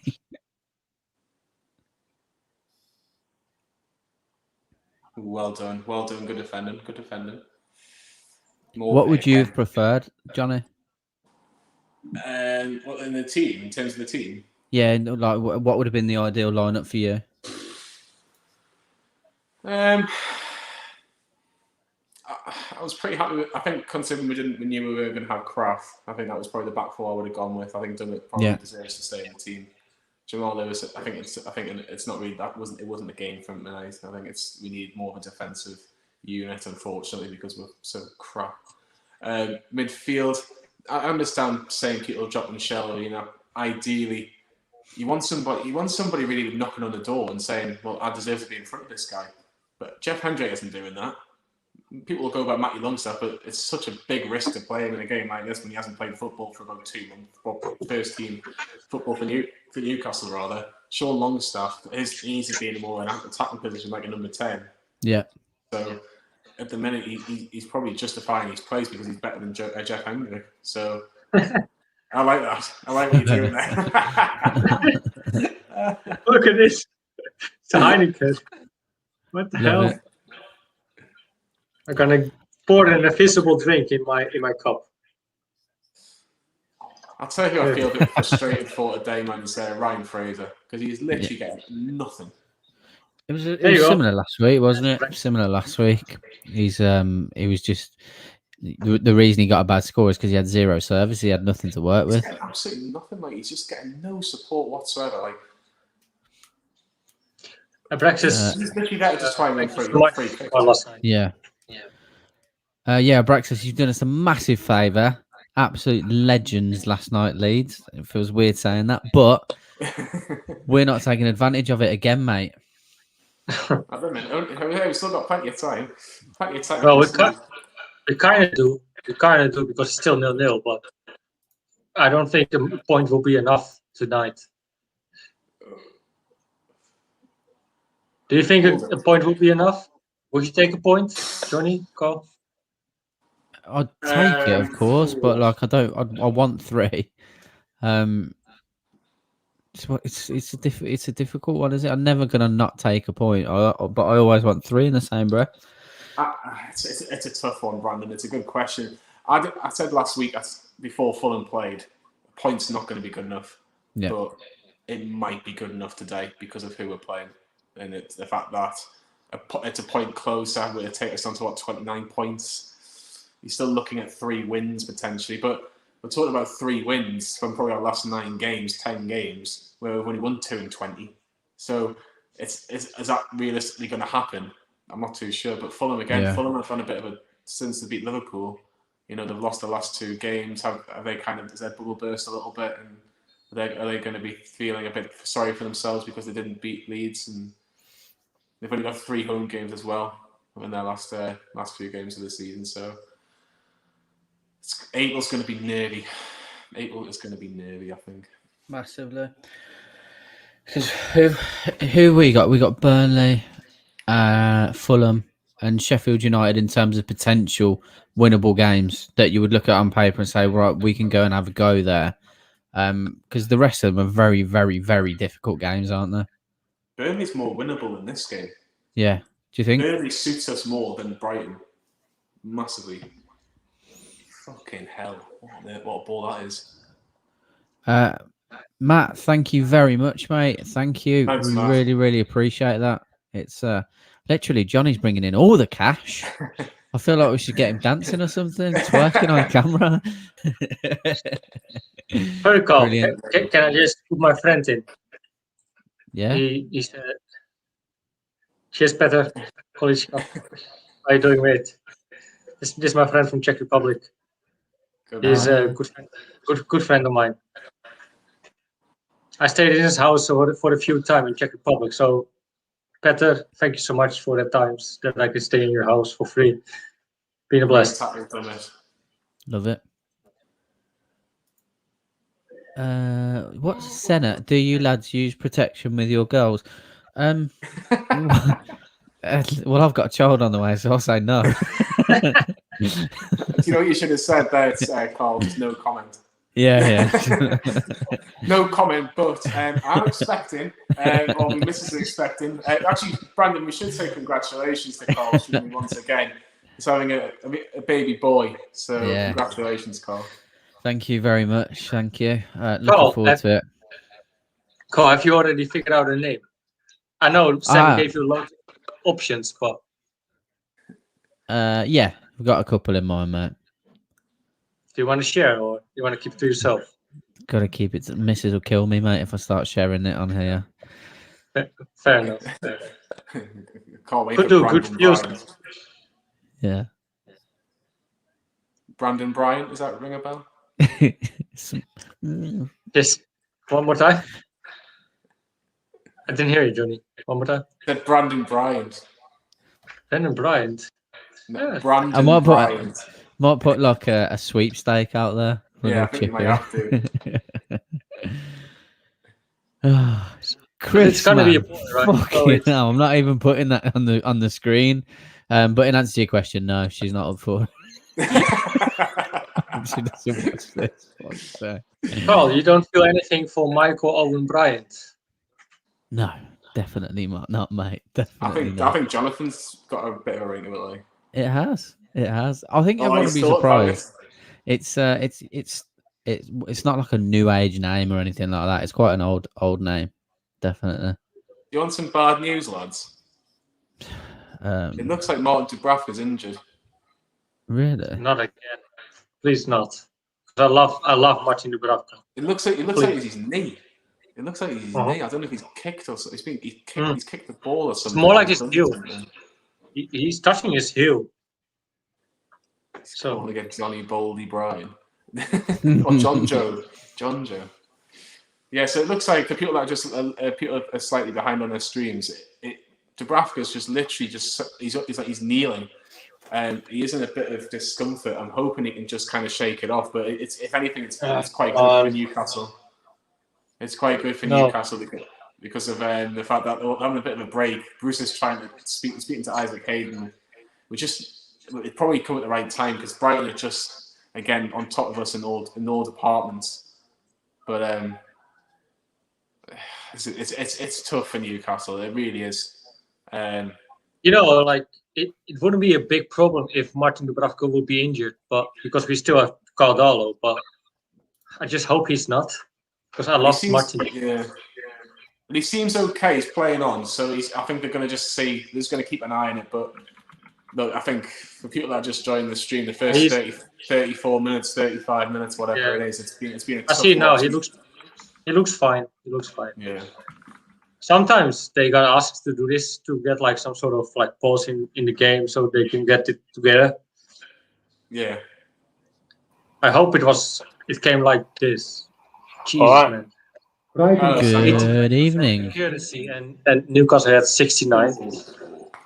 Okay. Oh. What do you think the first 35 minutes are? What absolutely awful. Sorry, Sam, you just froze and it was very funny. But you're back. You're back. Yeah, good. I mean, that's probably the highlight of the game so far. We've had no was it? chances. We've had no shots on target. No shots. Well, go on, Not Fraser. looked like scoring, but we've got a corner. We've got a We've got a corner. corner. Come on. We've got a It's corner. terrible. It's just Johnny, the midfield. Johnny, pause it for like 3 seconds, please. 3 seconds again. Yeah, because you're still pretty much ahead of me. Sorry, Sam. Go ahead. Matt said it on the preview last night that they're going to exploit down the width, down out wide, and our midfield is way too narrow with this system. So just haven't learned anything from the first time around. Sam's still pissed from Cheltenham. Chinese Geordie, I'd imagine. 100%. Well, Johnny can attest to how quick I can drink Guinness when we were recording the other night. It was ridiculous. Like I like a Guinness. I like a Guinness, right? And I'm not even joking. Normally, when we do an intro, it takes maybe 5 minutes, 6 minutes max. Into we'll just relax. Obviously we'll just go. Welcome back on the Greenwood Mulliner Show. Big slurp at the start by Mr. Mulliner while I'm doing the first bit, and by the end of it, he's going. I was like, Jesus, Sam.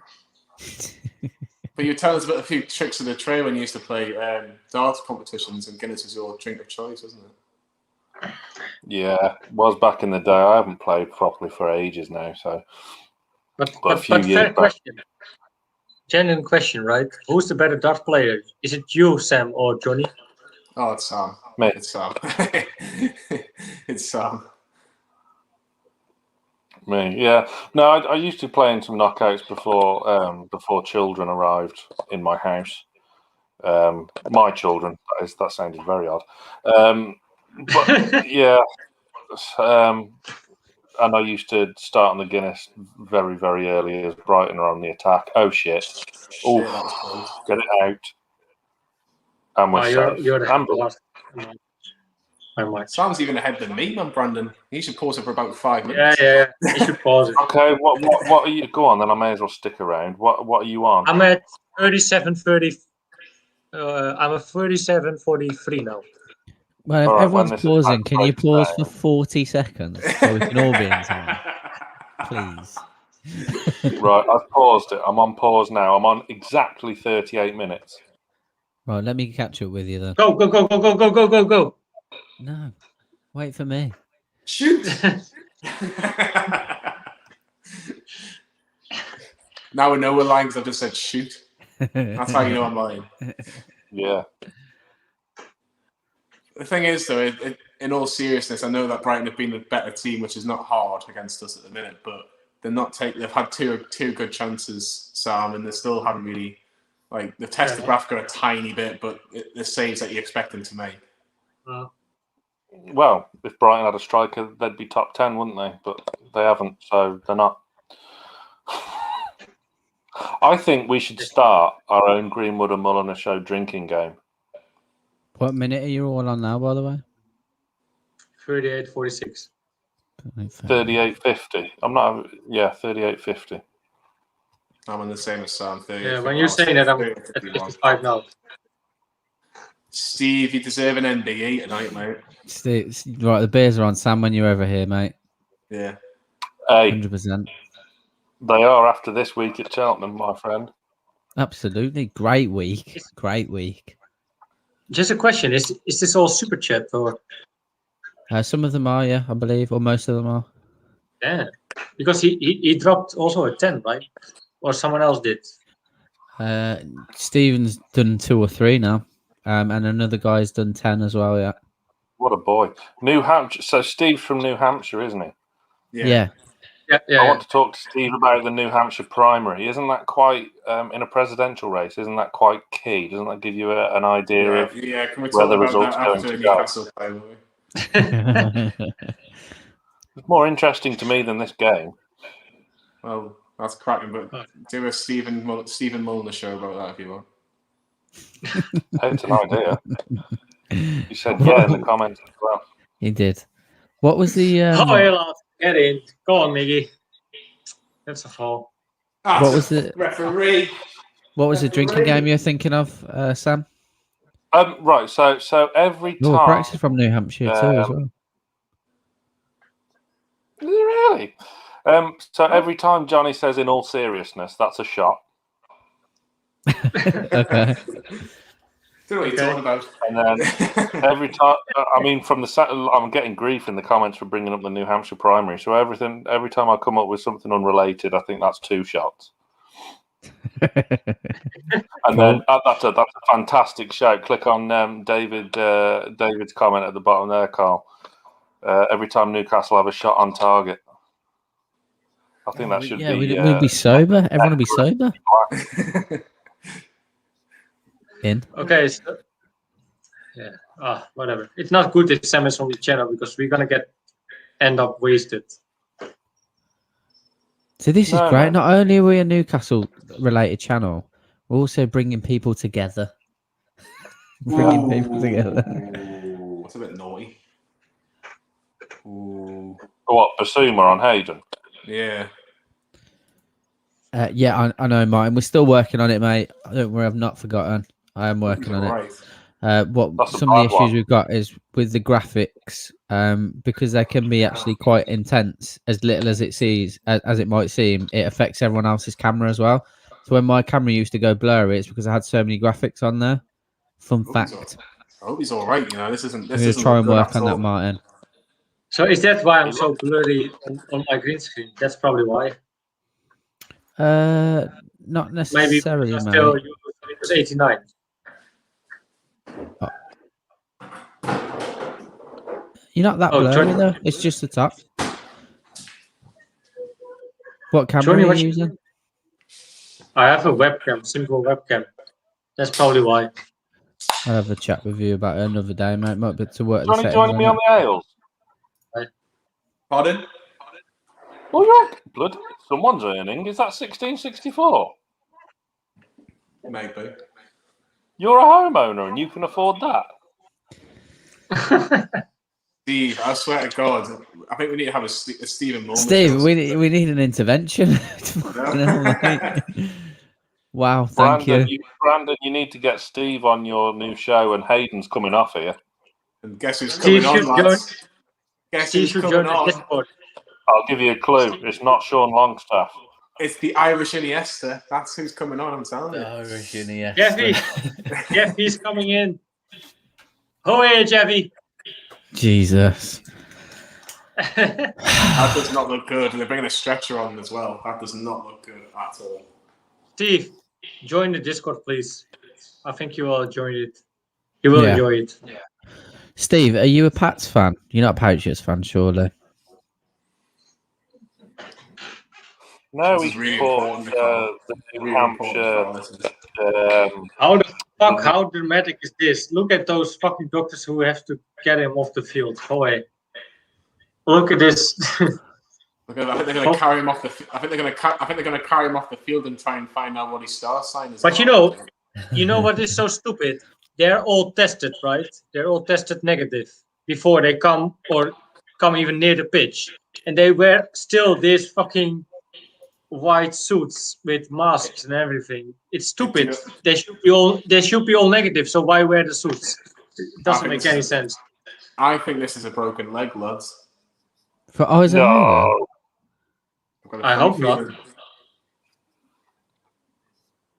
Abraxas, thank you so much, mate. Appreciate you massively. Is VAR checking this tackle? I think it was more. I just rewinded it back, and it's accidentally kind of just falls on him really, but it's just an awful landing really. I think he. It's either his knee. It's either on the bottom of his knee, or the top bit of his like the leg bone just underneath it. I think he might have done his leg here. You know, I've got the who's the number 8? He's not. He's looked pretty distressed about it, didn't he, Basuna? Let's have a look. Here it goes. There's another replay. Yeah. I reckon you might be right. It's a broken leg.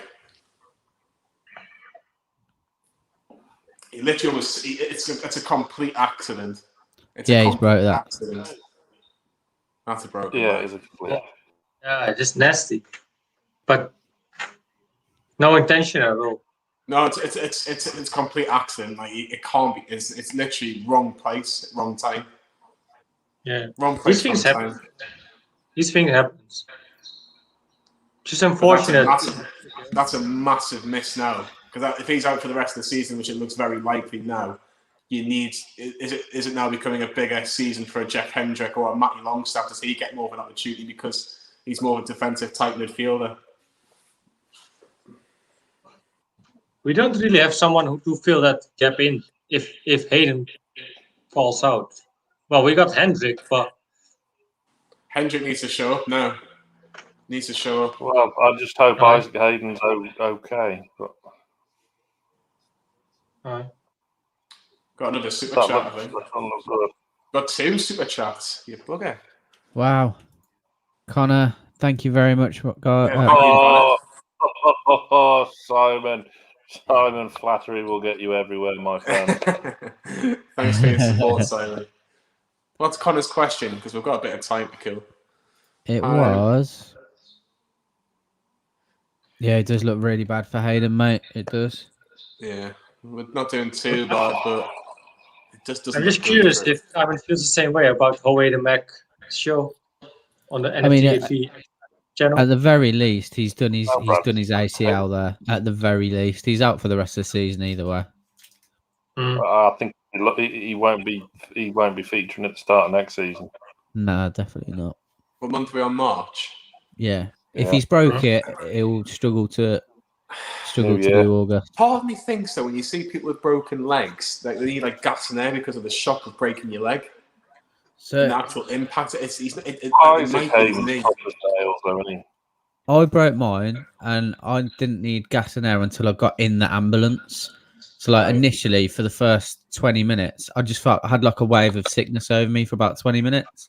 Yeah. And I broke my tib and fib, but I needed gas and air. It wasn't till like maybe 20 minutes after when I was in the ambulance. So, but I know what you're saying. I would expect like potential of having it straight away, 100%. 100%. But do you know what they need? This is a big one now. Shit. Fuck off, man.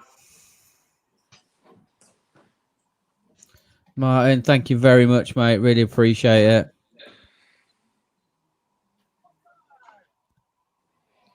The Hayden's gone off. We haven't got our shit together, and we've gone to sleep.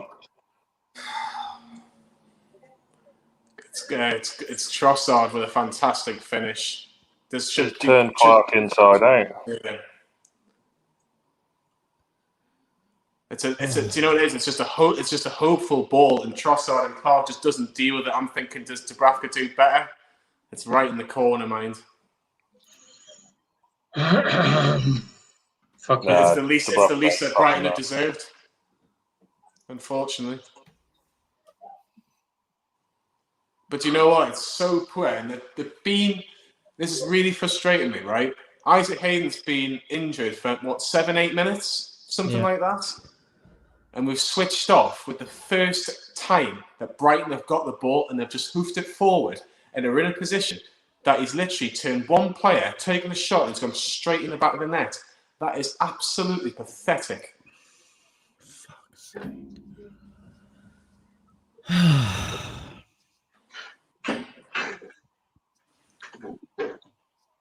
Absolutely pathetic. You switch on, and you have to make sure that you're on it from the first whistle. Pass the ball around. I know one of your players is in distress, but play it around. Just keep yourselves warm, keep yourselves motivated.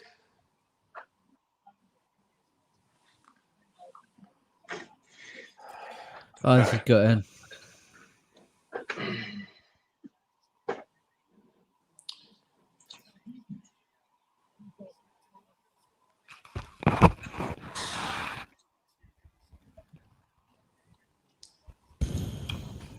It looks like Joelinton's gone in the centre and Miggy's gone on the right now. Oh, man.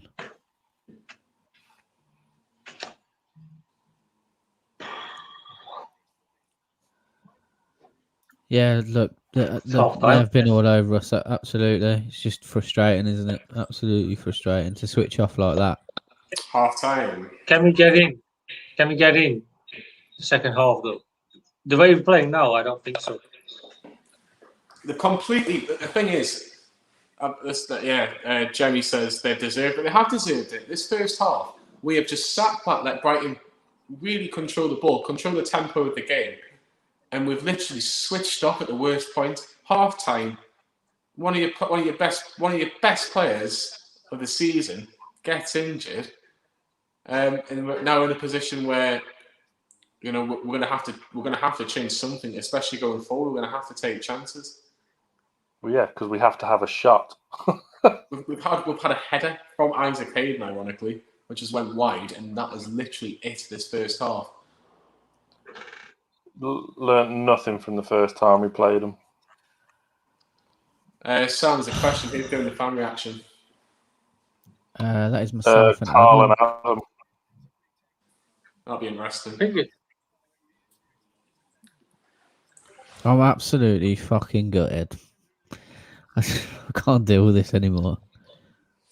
The thing is, though, this is probably more for the score than the players. But Brandon, do you blame Kieran Clark at fault for that? Do you blame Dubravka? Maybe No, could he done a bit better? How do you look at it? No, I don't blame anyone. It's just the overall performance for me. Like, it's just the overall performance. We just come on, shit, really. The overall, how many shots we had in goal? This is probably Steve Bruce's biggest half-time team talk now. We have to come out now. What's he going to say? What's he going to say realistically, do you think? I'll be going, right, Isaac Hayden's been one of the best players for his football club for a little while now.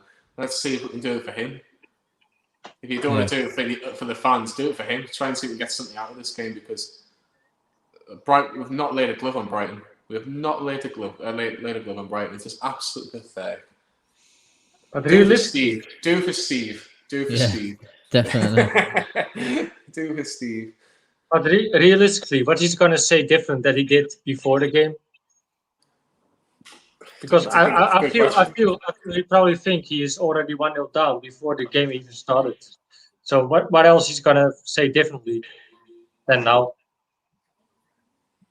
What is he going to say? Like, go south, go blaze it, or whatever. Like, what else? I don't even know.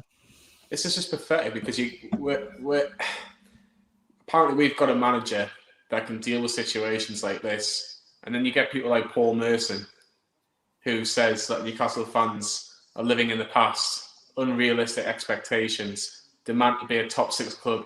I'd happily be 15th right now, 16th. But there's a chance that we will actually get relegated this season. And you've got people like that who just put us in the shit every single week, man.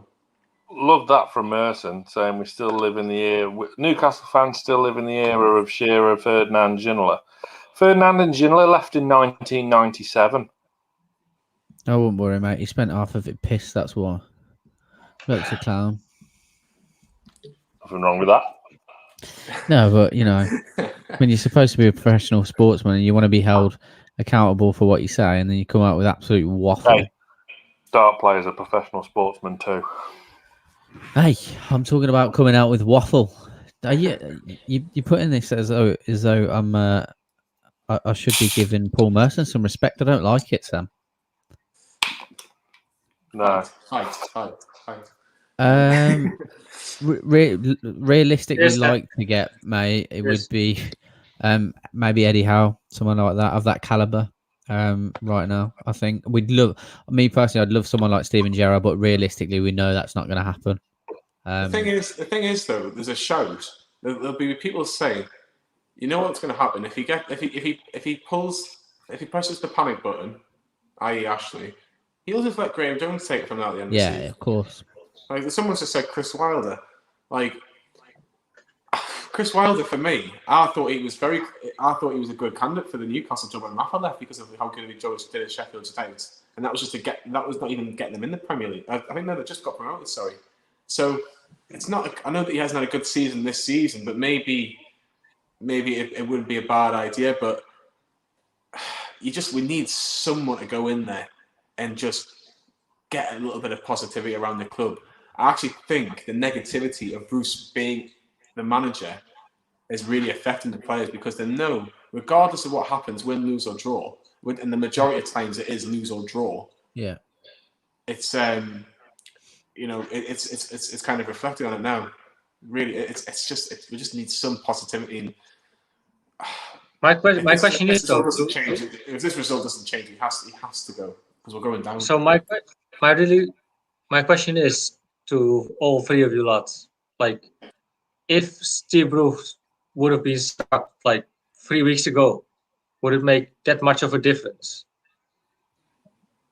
Not 3 weeks ago. No, it happened long before. No, it should have happened long before then. Long before that. 25% possession. Should it be sacked?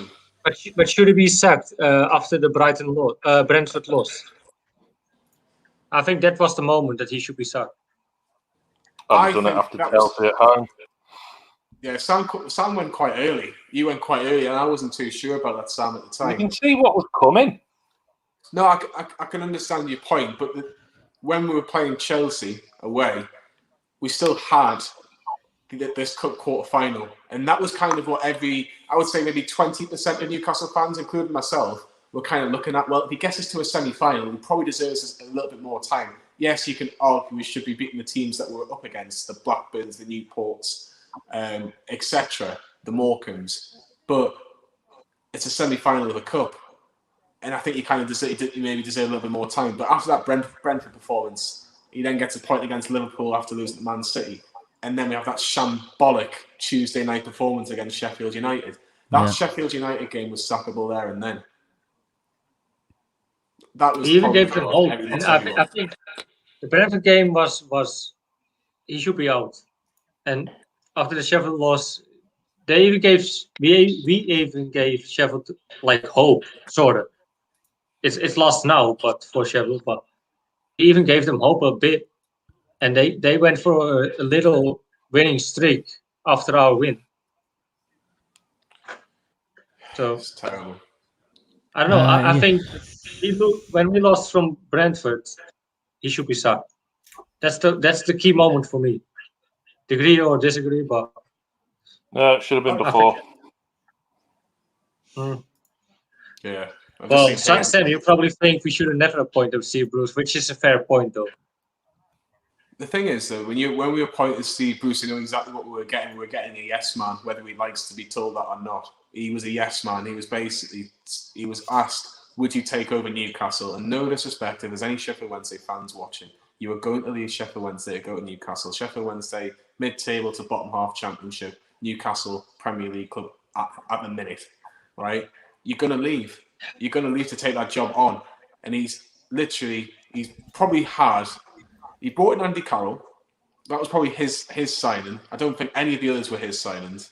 And then this season, he's been given that trust, which Sam's pointed out numerous times. The likes of your Callum Wilsons, your Jamal Lewis's. I'd argue Jeff Hendrick was his signing as well. Ryan Fraser. We didn't grumble. We did not grumble. No, those absolutely signings. not. We were thinking at the start of the season, brilliant. Proven goal scorer, a player that, yes, he's a bit young, but he's got potential. Jamal Lewis, not seen the best of him yet. Jeff Hendrick, he scored 2 goals, but poor signing. And then you've got Ryan Fraser, who really, we're thinking, brilliant. This guy was probably touted for £30 million, £35 million moves, and we're getting him on free.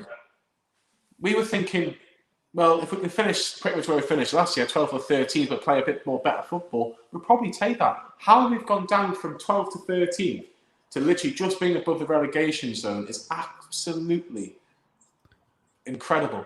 Absolutely incredible. When did you lose faith, Carl?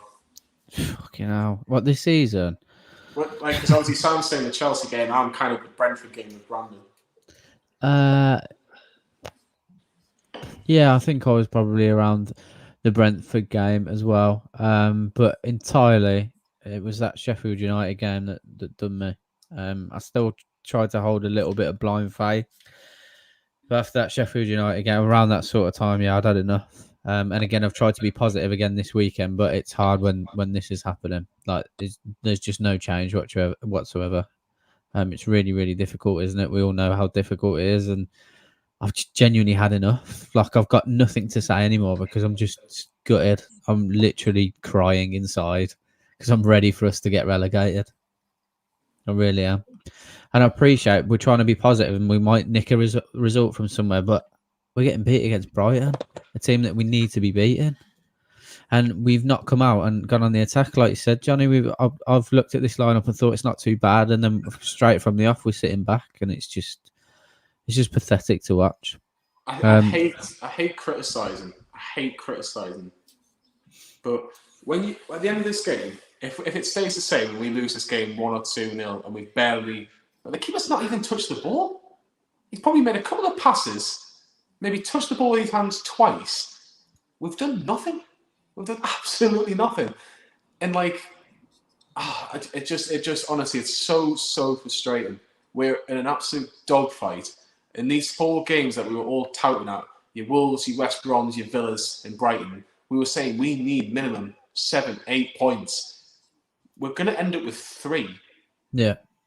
3 points. Awful. Yeah. Still let's not take away from that. Sorry, Sam. No, I was just to say we're very, very reliant on Fulham, aren't we?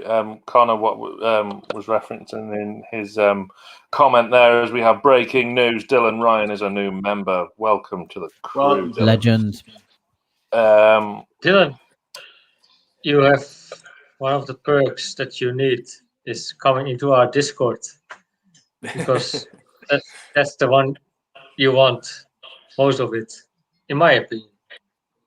Yeah, and what Connor was referencing there, but before every game, just for the members, I do a little Sam versus Bruce. So I do a predicted Bruce 11 against the 11 that I would put out and kind of compare the two. So that's just a members only video. So hit the join button for that. And then you also get exclusive Greenwood and Mulliner Show news as well, because we've got 2 guests pretty much booked in, and we've got 1 recorded in the bag, which is coming out tomorrow or Monday. So yeah, I mean, I could tell you now. This is all the. I mean, there's quite a lot of people in the watch along, Sam. If you do want to do it, we're just hitting 450. Oh, okay. Then me and Johnny had an hour with Olivier Bernard the other night, and my word, this is going to be the most controversial Greenwood and Mulliner show ever. Ollie Bernard goes in hard on Graham Souness. So if you guys want to watch Olivier Bernard with Sam and Johnny, please drop a like on the video, because that is coming soon. These two have worked tirelessly with getting ex-players on, and I think you all saw how Nobby Solano was. I think that's probably going to be quite similar with the majority of people coming on the channel from now, talking about how they were treated by the club. So yeah, I interrupted the Sam there, so I do apologise, mate. What were you saying? No, just Olivier Bernard did not like Graham Souness. Interesting. Can I say as well? This all above, which is in the screen right now, can be for you only for like $2.99 or $1.99 actually, for £2 a month. And if you want to promote us a little bit more, it can be for $4.99. I think you get loads of perks just for that small kind of money, and you help us out a lot.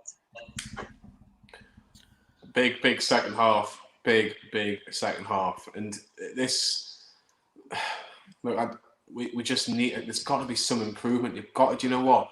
Take the rough with the smooth. You've got to really do something different. Like Jeff Hendrick's going to come on. Like he came on just before half time. We need something off him. We need something off our midfield. Willock's been non-existent. Shelby, couple of half decent challenges. Miggy's barely in the game. Fraser can't get into the game. Joe Linton's been anonymous. We need something from our system isn't working. I thought this was a game for Dwight Gale. I don't think this was a game for Joe Linton, although he's been playing okay of late. I think his physical presence isn't the kind of route you go down. We learnt that from the first game at home with Andy Carroll. It didn't suit him, that game. I think this was a game to try and exploit with pace, be a little bit clever up front, and I thought it would have suited Dwight Gale more with Miggy and Fraser on the wings. Or I mean, Jacob Murphy's inevitably going to come on for Miggy at some point because Miggy's not fully fit. But it's just not working at the moment, and Bruce will leave it too late to make a change, as always. But you look at the options that we've got on the bench, right? Murphy, Carroll, Gale, Sean Longstaff, Richie, potentially Sean. Richie. I don't know. I'm just not confident at all that we can get anything from this game. It's gonna. I think the thing is Brighton look a good. Like it's the same. Brighton look a half decent team. They look really, really good, and which is just shows how poor we are. But absolutely. Yeah, thank you again to everyone who's donated, super chats, become members, absolute legends. If you haven't already, please give the video a like. Johnny's first time on the watch along, fitting right in, like he's part of the furniture, of course. And also, if you're new here, because we've got a lot of viewers in today, and you like what you see, please subscribe to the channel as well. Because this is the kind of content you got. You got this, but you've got Sam and Johnny coming up with ex-Newcastle players. What more could you want? Who's giving you that? I'll tell you, no one. Just Greenwood and Mulliner. So subscribe for more. Not just former players as well. We've got a scheduled one on Tuesday. I'll not say who, but members will know. The members already know, and the members already know about the one that we've more or less got booked in as well. So all you got to do is hit that join button. If you all like the video and subscribe now, I will neck this Guinness. Perfect. Let's get right. We've got 178 likes. There's just shy of 400 in the chat. Let's get to 250 in the next 5 minutes, and Sam will neck it. Yep, fine. There you go. That's not even a challenge, man. 2/3 of a pint. No, it's not really a challenge, is it? Get yourself another one. I like that comment from James. Carl, do I really want to tune back in what's 30% possession? You're not going to even get 30% possession at the minute. Well, Jacob Murphy's getting... Jacob Murphy's warming up. Warming up? Interesting. Come on, Jacob, lad. Come So on. why not make the change at half-time? I don't know, but who does he come on for, Sam? That's the interesting one. Does he take off Joe Linton, or what do you think, Carl? Yeah, I'd probably take Joe Linton off in this situation. Yeah. I tried to defend him, and it's not worked out. So, yeah, I'm happy with Jacob Murphy to come in now, 100%. I think the only worry is whether we've got anyone in the box for his crossing ability. Was it War Flags that came out with that flag a few weeks ago? Aptly seal your face. Yeah. Of course, this time next week, we've just finished the big quiz in aid of Be a Game Changer. Yeah, Sam, do you want to let people know a bit more about that? Because I'm not sure everyone knows. Well, we've got quite a few people in here.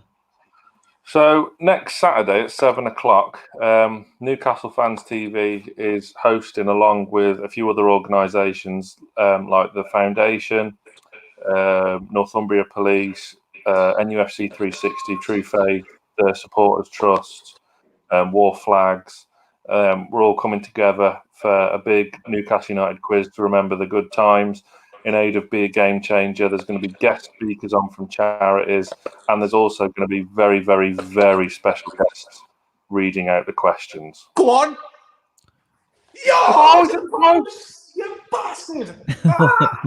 Brandon, this one's for you, mate, as well. Thank you again, Steve, for another donation, mate. You're a hero. So,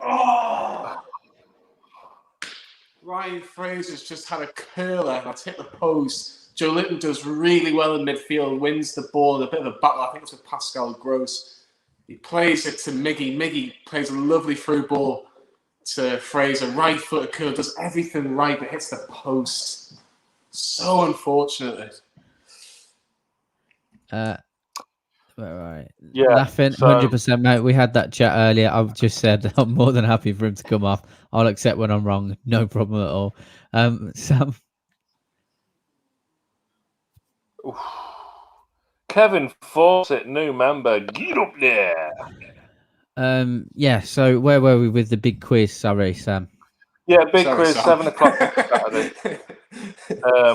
It's going to be across so many organisations, social media channels. It's going to be hosted on our YouTube channel, but you can get it on the NUFC's Twitter, NUFC's 360's Twitter, Facebook pages and all sorts. So Lee and our very own Lee and Charlotte from the Trust and True Faith are going to be the main hosts, and we've got some very, very special guests with the questions.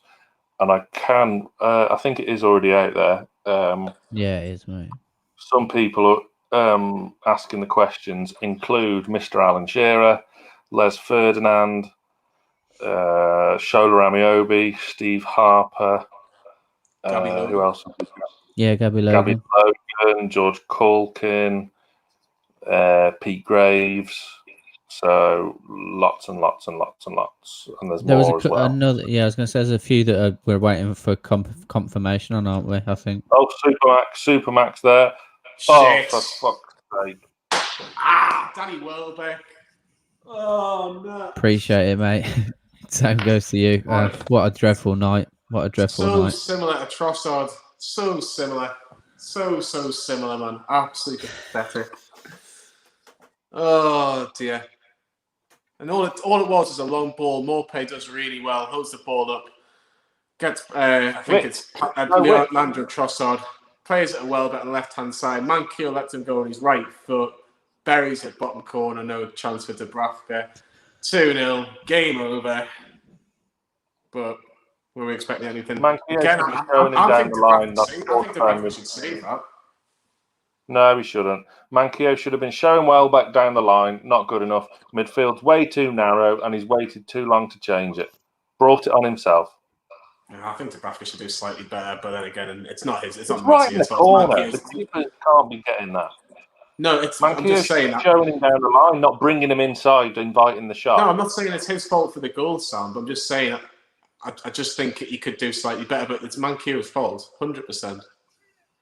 100%. It doesn't matter who you put it right back. We've been arguing for ages, months. We can literally flip a coin right now for Manquillo and Kraft, and regardless of if it's a head or a tail, we'll both be annoyed. Yeah, definitely. Yeah. Although I will say this: the last 2 times Kraft went off a substitute, we have conceded straight afterwards. Not giving an opinion, just stating a fact. Oh, well. So we've lost the most must-win game of the season and lost our best midfielder. Please hit like on the video for that. Yeah. It's just so frustrating. So frustrating because we've not, like I say, 2 moments early in the second half. Fraser hits the post and Welbeck's just scored probably his first goal in about 5 years by the look of it. And we haven't had a shot on target yet. No, we haven't. I don't even know what to say anymore. For the worst, there frauds, don't listen to the hype. I hope you're right, mate. Because our goal difference is worse now. That's the problem. Like, it was worse anyway, but it's even worse. But we minus 19 now. Yeah. And I think they're minus 16, minus 15. Do you know what's a funny fact, right? Steve Bruce has got the same win percentage in the Premier League than Graham Potter. And Bruce has been doing it 20 years more or 15 years more. Graham Potter's had 2 seasons in the Premier League. Not even 2 seasons. Football's evolved, right? You need to play football in a certain way, right? That is it, mate. That is literally it. Like, I'm sorry for cutting you off. Please carry on, but I agree so much, and it's just fucking annoying. Football's evolved, right? And you look at the teams around us, right? Brighton and Fulham in particular, right? They play football in a certain way. Brighton probably a little bit better than Fulham, right? But they play football in a way that you can kind of get behind. Newcastle at the minute just don't have that at the minute. We don't have a plan A, or if we do have a plan A, it's not a very good plan A.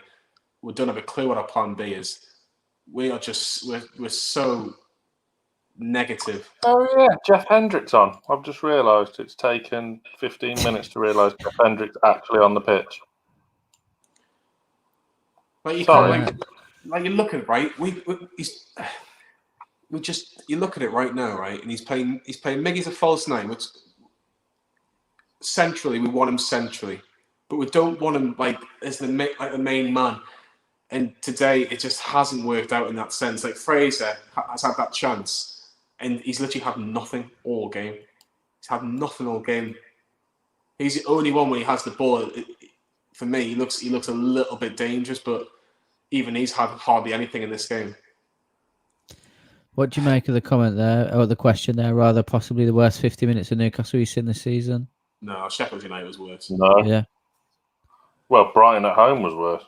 Actually, yeah, it's a fair point. That was a bad game. They are all over us right now. They were at home. And remember, that home game was right after we beat West Ham on the opening day. Thinking life was great. I think, yeah, with this, I was always worried about getting rid of Steve Bruce now. Or, like, obviously I wanted him gone, and I'd still want him gone, but I was worried about getting rid of him now because it feels like there's not enough games to turn it around. But if we're playing the way we are anyway, I don't see any reason why we shouldn't get rid of him and just take the gamble. Would you agree? Because historically, 10 games, 9 games are nowhere near enough. But we're already in this situation. Surely we've got to try and take the gamble now. What do you think? Well, we've got to do something. We've got to do something. This could be his Steve McLaren Bournemouth moment, couldn't it? Yeah, I think it is. Bringing on Hendrick. Gale is warming up and getting ready to come on as well. The thing is, though, by an hour. But who realistically is going to come to Newcastle with 9 games to go? We can't just pluck a Rafa Benitez out there and go, "Oh, No, of Rafa, course just not. do us a favour. You just come just for the last 9, 10 games, see what you can do." There will be desperate managers that will want this job right now. Desperate managers, not good Will be managers. Chris Wilder. I'm not against it. I'm not against Chris Wilder. I'm really not. But long term, is he the answer? No. Is there a long term in football these days, really? Is there a long term under Mike Ashley? As much as he tries to make that a thing, it's not, is it? No. The thing is, Bruce will go back on missing the 3 most creative players: ASM, Miggy, and Wilson. He's got half a point of that. Playing. I know, but I'm just saying for the last few games, he's got half a point, right? But you've got to utilise your other players. You've got to try and have a system that benefits your players that you've got on the pitch. Like the tables just come on the screen now. Brighton, Burnley, Southampton look far better than us. It is literally 1 from 2. 1 from 2 from us and Fulham. If it stays like this, which I imagine it will do. And it will come down to that final game of the season at Craven Cottage. And there's no way we're winning that with Steve Bruce at the helm. Probably not. Yeah, we do. We do still have a game in hand, which is why we just needed to take advantage of this tonight, mate. Our game in hand's Liverpool. Liverpool. Are we going to beat Liverpool at Anfield? Realistically, not. Can't even beat Brighton at Amex. The Amex never mind Liverpool at Anfield. Brighton's agree, home but we record tend is abysmal as well. Yeah, no. Come on, Fraser. I just don't want to hear Bruce come out with an excuse. Well, at 1-0 down, Fraser hit the post. If that would have gone in, then it would have been Jeff a different game. Hendrick. Seriously? Come on. Yeah, it's a fair point, Marco. How much responsibility do the players need to take? They are not showing the fight. I agree. Like, they do have to take some, but I think the toxicity of Bruce's negativity is unfortunately deeply embedded in their veins. We've just had a cross in the box from Fraser, right? And Dunk has literally been able to chest it down in his 6-yard box and play a pass or get it clear. There was nobody there. Seriously. Well, we haven't got a striker on the pitch. What do you expect? Expect somebody to be in the box. At least think about trying to get a goal back. West Brom all over again, but playing against a better team. I think that's just a social media thing, Crystal. I can't see that being the case, mate. But Jacob Murphy still hasn't come on yet. Carl knows Bruce is gone. I fucking hope so, mate. My only point is that I just didn't expect him to be sacked before the end of the season. But yeah, I really do hope so. I'd love to know what Ashley's thinking right now. He's not watching it.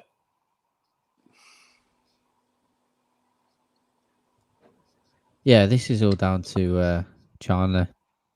I'm putting this on Lee Chandler. Why Lee Chandler?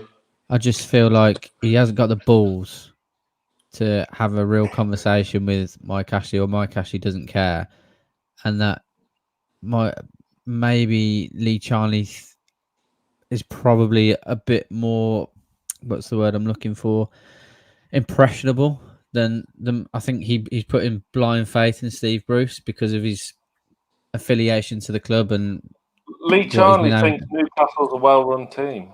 This is my point.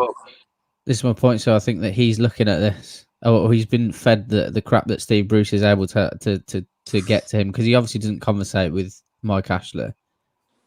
Oh, well, he's just making the sub now. Murphy's coming on for Joe Willock, who's done nothing today. Yeah, you guys know of all fans how terrible it is, mate. It's shocking. And yeah. Sorry, Johnny. He's going 4-2-3-1. I think that's what he's just trying to say. Would you take take off Murphy communicate like Matt Ritchie? Would you have taken off Willock, Brandon? Oh, he's muted. Is he? He's been muted for ages. I don't think he's realised. He's been sat there chatting away and he's not realised he's been muted for the last 20 minutes. I wondered why it was nice and peaceful. Brandon, it's not us. You've muted yourself, mate.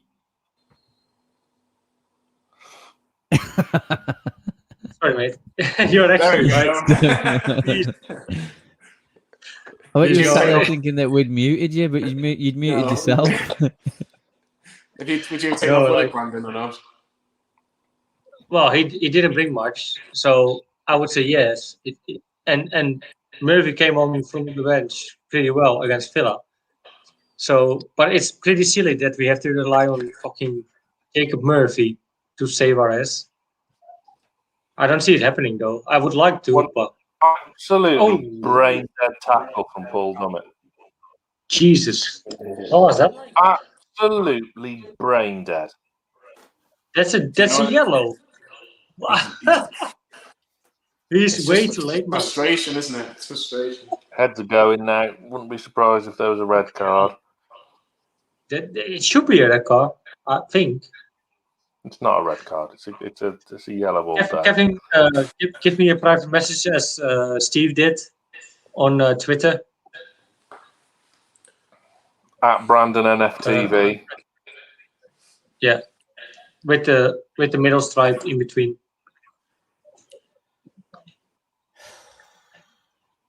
Scoring the players will be fun.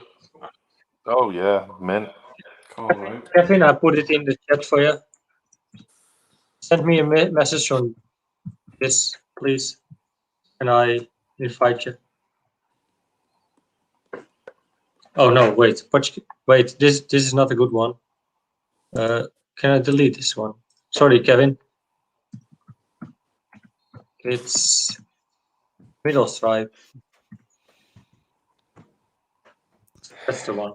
Highlight of the night is the guy muting himself. I'm hearing you. He didn't even realise either. I still can't even get. Is Jeff Hendrick playing just off Joe Linton? Yeah. I've no idea. Like, seriously, what Jeff Hendrick never seems to know where he's supposed to be playing on the football pitch. Thing is, though, with Steve Bruce, it's not just the actual first team itself that he's kind of destroyed. It's the talent of the Longstaffs, your Elliot Andersons. I mean, it's so much more deep-rooted than this shower of night we're witnessing and have witnessed over the past few months.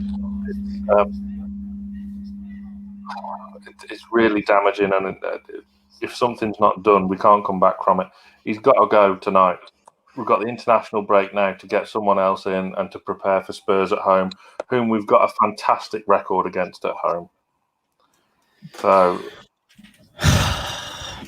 do you think that? Sorry, do you think that the club have putting any kind of contingency plans in place for something like this? Come on, man. Of course they haven't. Do you not? No, of course they haven't. Do you know what it is, right? Chris Waff did an article with the Brighton correspondent, The Athletic, and there was like a detailed process of how they do transfers and everything. It's all like one together, how they do things, really, really detailed. And you can just imagine the Newcastle one is literally a couple of pints in Wetherspoons ago, and do you fancy him? Yeah. Like, seriously. But, We've got a counter-attack on, and it was 2 black and white shirts against 7 blue shirts of Brighton. who all wanted it, by the way. Who all wanted it. Half our team look like competition winners. Doesn't matter if ASM and Wilson would have been fit. Wouldn't have made a blind bit of difference. Not tonight. Not with the way the team set out.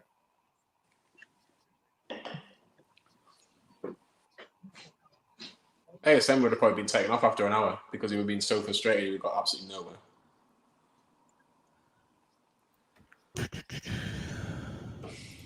Tony, we are on 66.15.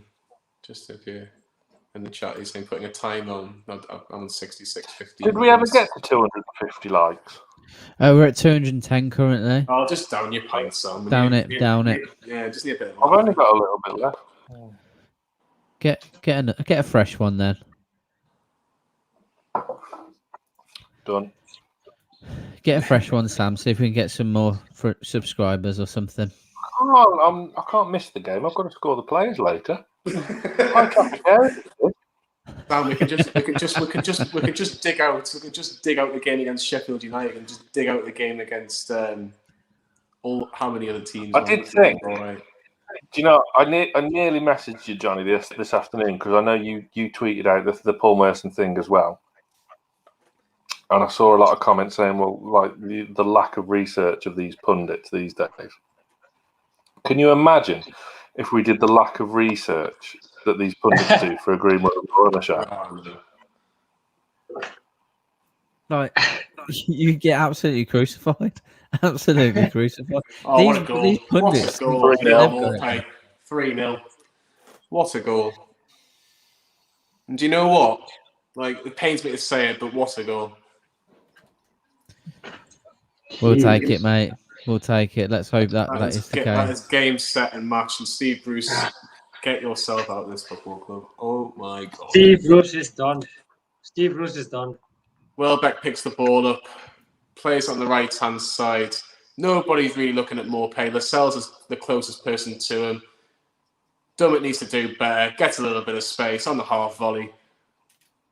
Not on the half volley, on a full volley. No chance of Dubravka. 3-0 Brighton. Relegation on its way, lads. Nothing gets changed.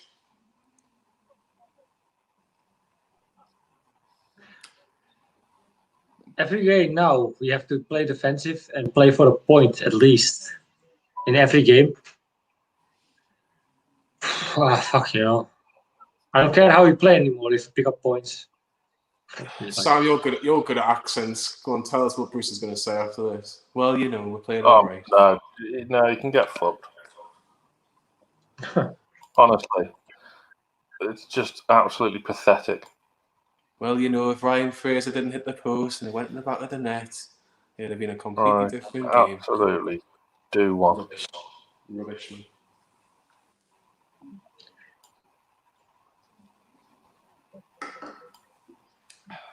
Fuck me, like.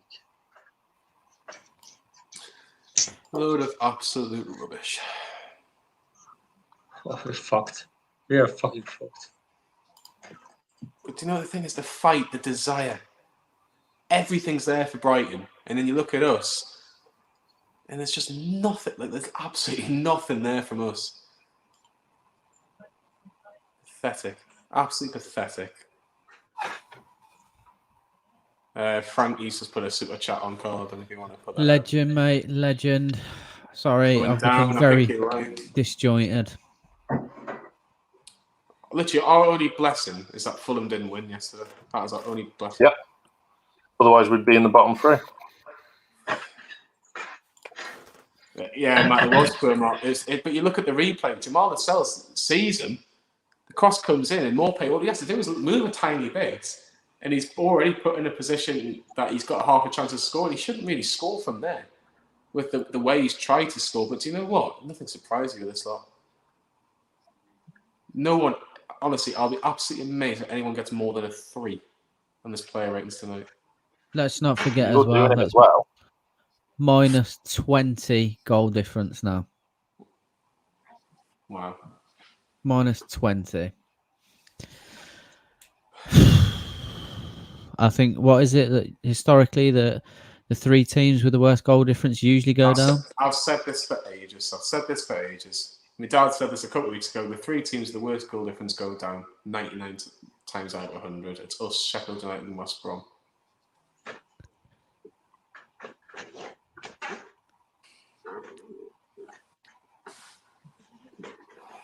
Brighton have got another corner. Let's see if they can mark a little bit better this time. But just play for a bit of pride if you want, lads. Like, you know, just anything would be brilliant because you've not done it for the first 71 minutes. We're absolutely all over the place. All over the place. Let's have a look at some of the comments while Carl's just gone for a second. You's making Brighton look like Brazil, and that's something. Apologies, I wasn't having a cry. I forgot to plug my battery in. He says, wiping his tears away. I know. But this stinks of 2016. What happened after that? This stinks of 2009, and what happened after that? So, unfortunately, yeah, it does. Going down with a whimper. This is it. Like it just hurts now. Pathetic. It's absolutely ridiculous. Like, do you think Ryan Fraser and like Almiron, Joe Linton, Shelby, Hendrick, do you think they really give a fuck? No. Because you've got Jacob Murphy there, boyhood Newcastle fan. You got Andy Carroll on the bench there. You got Sean Longstaff on the bench there, boyhood Newcastle fans. You got Dummett there at left back, boyhood Newcastle fan. And then sat at home twiddling their thumbs, you got the likes of Matty Longstaff, Elliot Anderson, Mark Gillespie, boyhood Newcastle fans. The only player that really gives a shit that you can tell on that pitch at the moment is the captain. he was arguably at fault for the 3rd goal. It's one of them. There's nobody there that's literally, you could go through every player today and you can go, have they put 100% for that shirt a day? No. I would say the only person that has who looks half bothered today and trying to do something is maybe Ryan Fraser, but that is literally about it, and he'll not even get a high score today. It's a fucking joke. I'd have a massive rant, but I really can't be asked, to be honest. It's past that though now. Again, if you just go on a massive rambling rant, then you wouldn't have said anything that hasn't already been said, and that people don't already know. Exactly. Seeing guys, too late for the new managers to do things. I guess the only thing. I think, like I said, if we're already going down, like, this is pathetic, mate. This is absolutely pathetic. We're already going right down. Why can't we change it? Well, it isn't, because when McLaren left, we were already in the bottom 3, weren't we? When, the 2009 season, it was just an absolute clusterfuck. We're still out of the bottom 3. How? So if someone comes in and you get that new manager banked, we only need 2 wins and a draw, perhaps, and that'll probably do. Sam, where are we getting those wins from? Burnley away, Sheffield United at home. 2 wins in 20. Yeah, I know, but that's not what I'm saying. If you get a new manager and fresh ideas, then 2 wins should be easily achievable.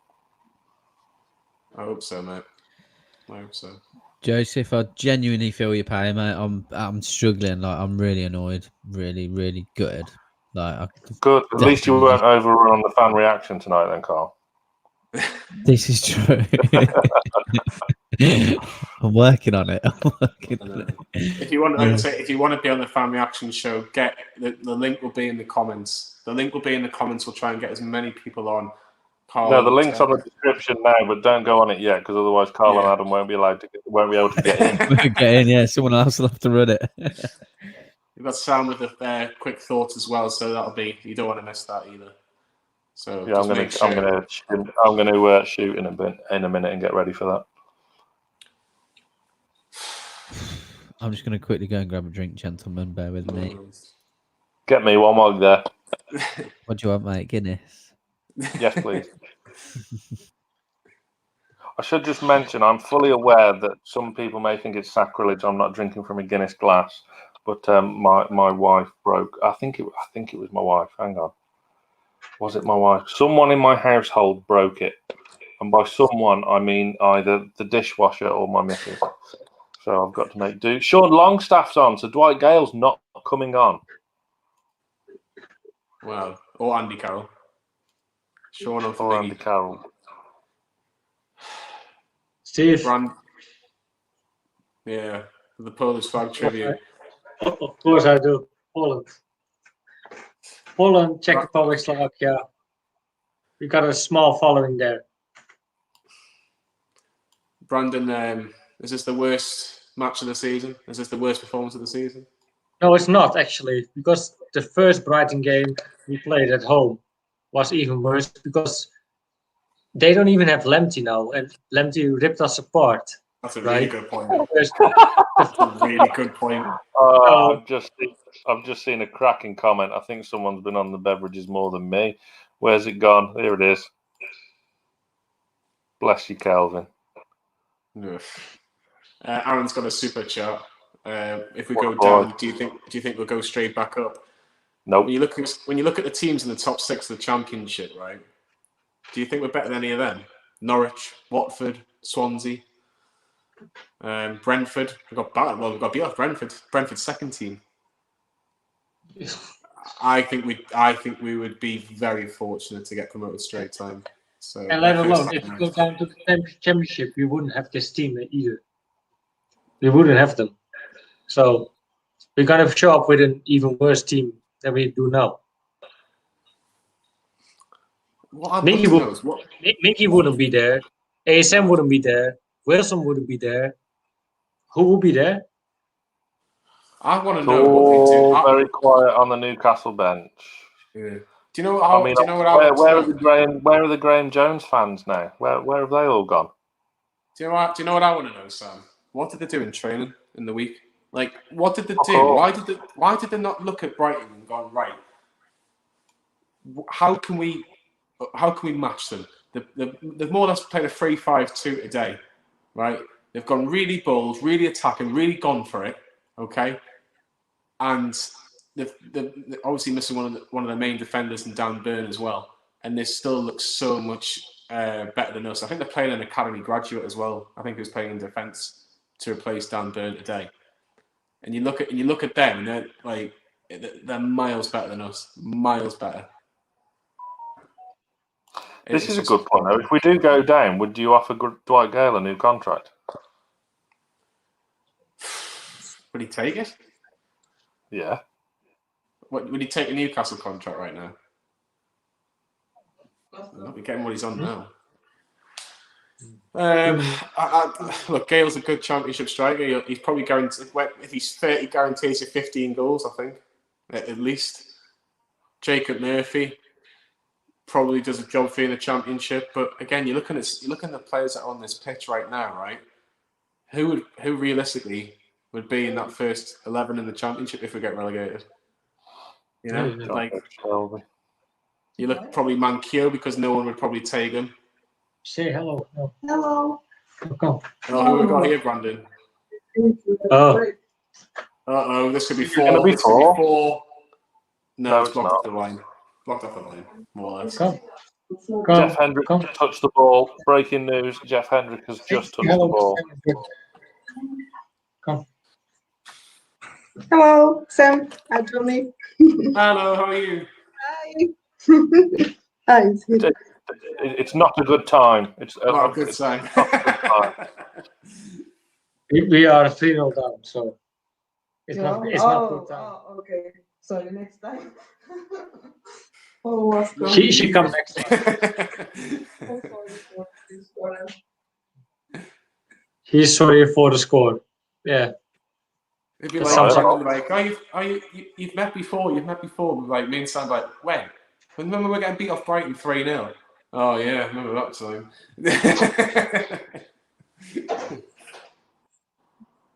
Complete joke. Oh yeah, man. But no, Johnny, it's not our worst performance. It's after the Brighton home loss. It's our worst performance. Dreadful. Bet Callum Wilson's chuffed he picked us over Aston Villa. Yeah. Tell you what, Goal must be a fucking excellent movie. It really must be unbelievable. I haven't seen it in years. It must be amazing. You can just imagine on the final day of the season if Fulham do relegate us, right? And not Santiago Munez. Do you remember my goal against Fulham? That'll just be memed everywhere, won't it? Absolutely.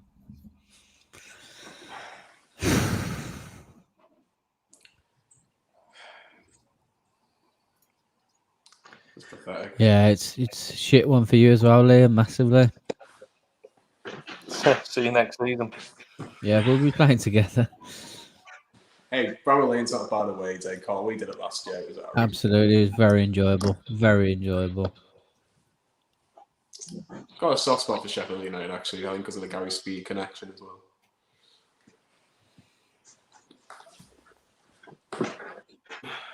So yeah, when Brighton makes subs, their substitutions are like shown a tactical sheet and told what to do. They look happy to go on. Remember when we used to have that? Oh, here we go. Danny Welbeck. 4-0. Oh, good save. Good save. I think he's offside, actually. Looks like he's offside. Right, I'm scooting. I'll see you all on the instant match reaction at 10 p.m. So until then, love you. Bye. Bye.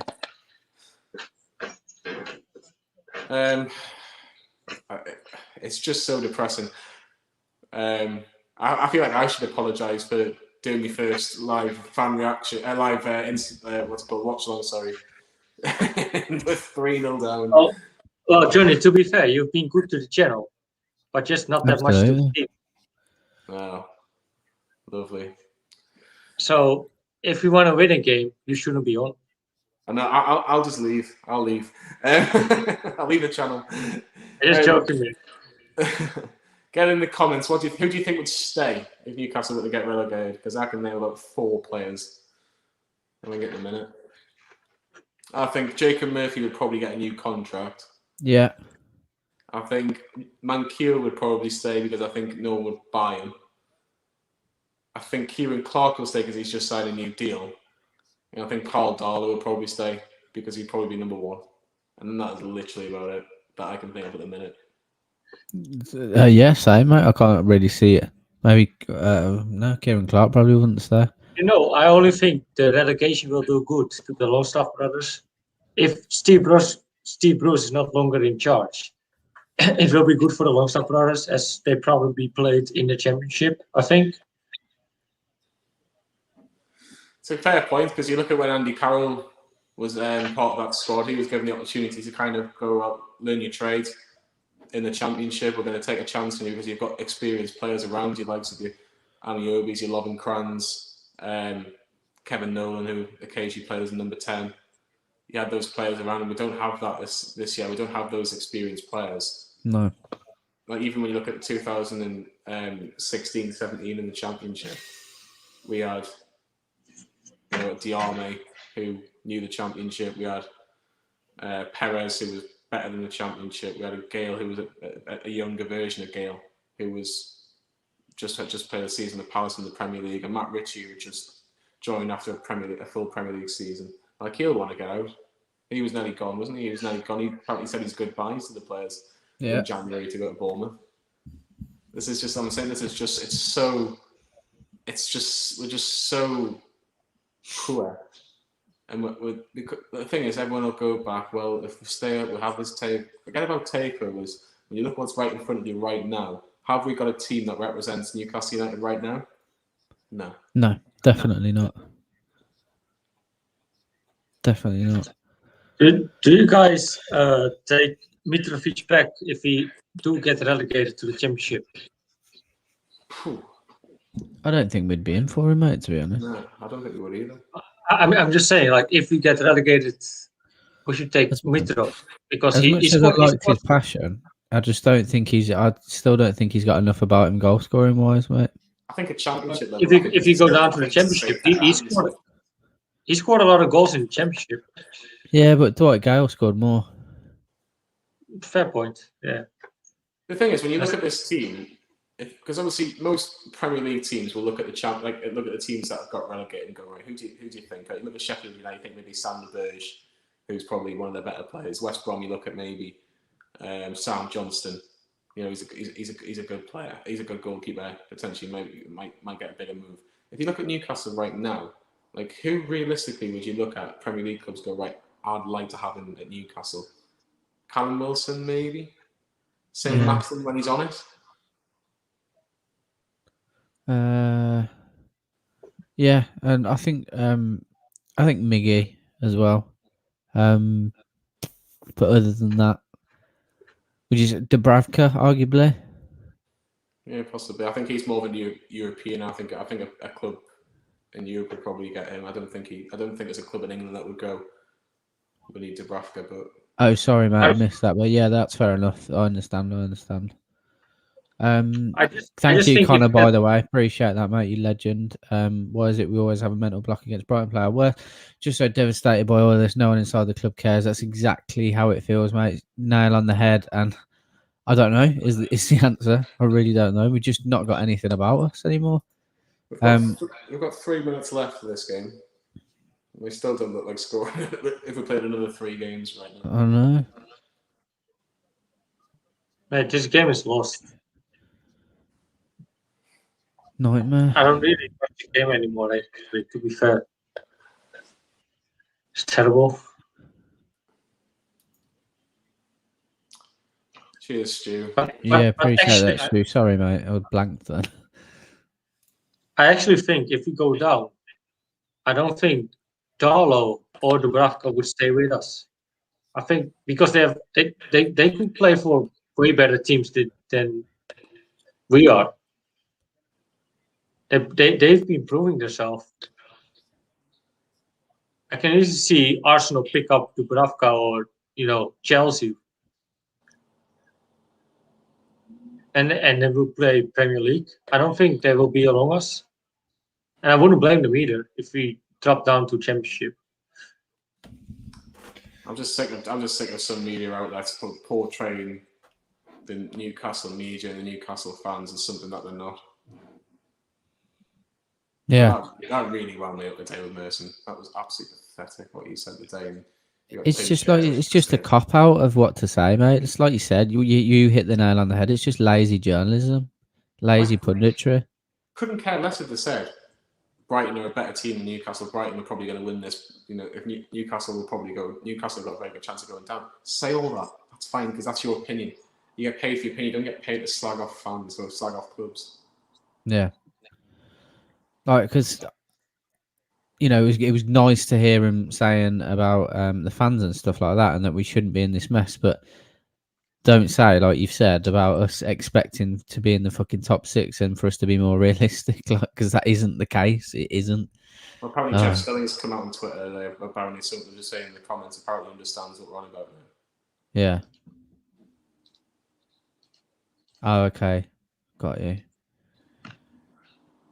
Yeah, lads, if you haven't already, and lasses, please like the video. If you're not subscribed to the channel and you're interested in more content, Johnny up in my top left-hand corner is part of the Greenwood and Mulliner Show. They have lots and lots of massive guests coming on the show, on the channel rather. So please subscribe for more of the likes of Olivier Bernard, Norberto Solano, and we have journalists on the show. George Colkin, I believe, has been on. Forgive me if I'm wrong. No, yeah, George Colgan, Chris Watt from The Athletic. We've just had Nobby Solano and Olivier Bernard's coming out Monday, I think, or maybe tomorrow. It just depends on what we're thinking. But we're filming another Greenwood Mulliner Show on Tuesday with probably one of the most well-known commentators of Premier League football. That's all I can say on the matter. There you are. There's an interesting little clue for you. Yeah. Who else we got? What we got? We got a massive the quiz coming up for Martin Lorimer, which is being hosted by the channel amongst other avenues as well. The likes of Alan Shearer, Les Ferdinand. I think there's some first team players being included. I can't remember who they are and whether they've been confirmed, so don't hold me to that. Matt Ritchie, okay. Gabby Logan. There are a couple of people that I won't announce yet, but I think they are going to be doing it. Born and bred in Newcastle as well. So a massive thing for Martin Lorimer. Hopefully you can all tune into that. Something that Lee and I think Charlotte Robson is hosting it. Is that right? Is it Charlotte from? I couldn't tell you for sure. I think it's Charlotte from MUST and the Truth Faith podcast is also hosting that as well. So loads coming up. So I'm not even joking, right? Jacob Murphy's just got the ball, ran a little bit, crossed it in, straight in the keeper's hands. No one near it trying to attack the ball whatsoever. And that literally just sums it up with a minute and a half left or something left. It's just pathetic. I can't believe I am. I've missed most of the substitutions, if any. Who has actually come on? So with obviously Hendrick came on for Hayden. God knows how bad Hayden's injury is. It looks serious. It looks really serious. Jacob Murphy came on. Who did he come on for? God. Joe Willock.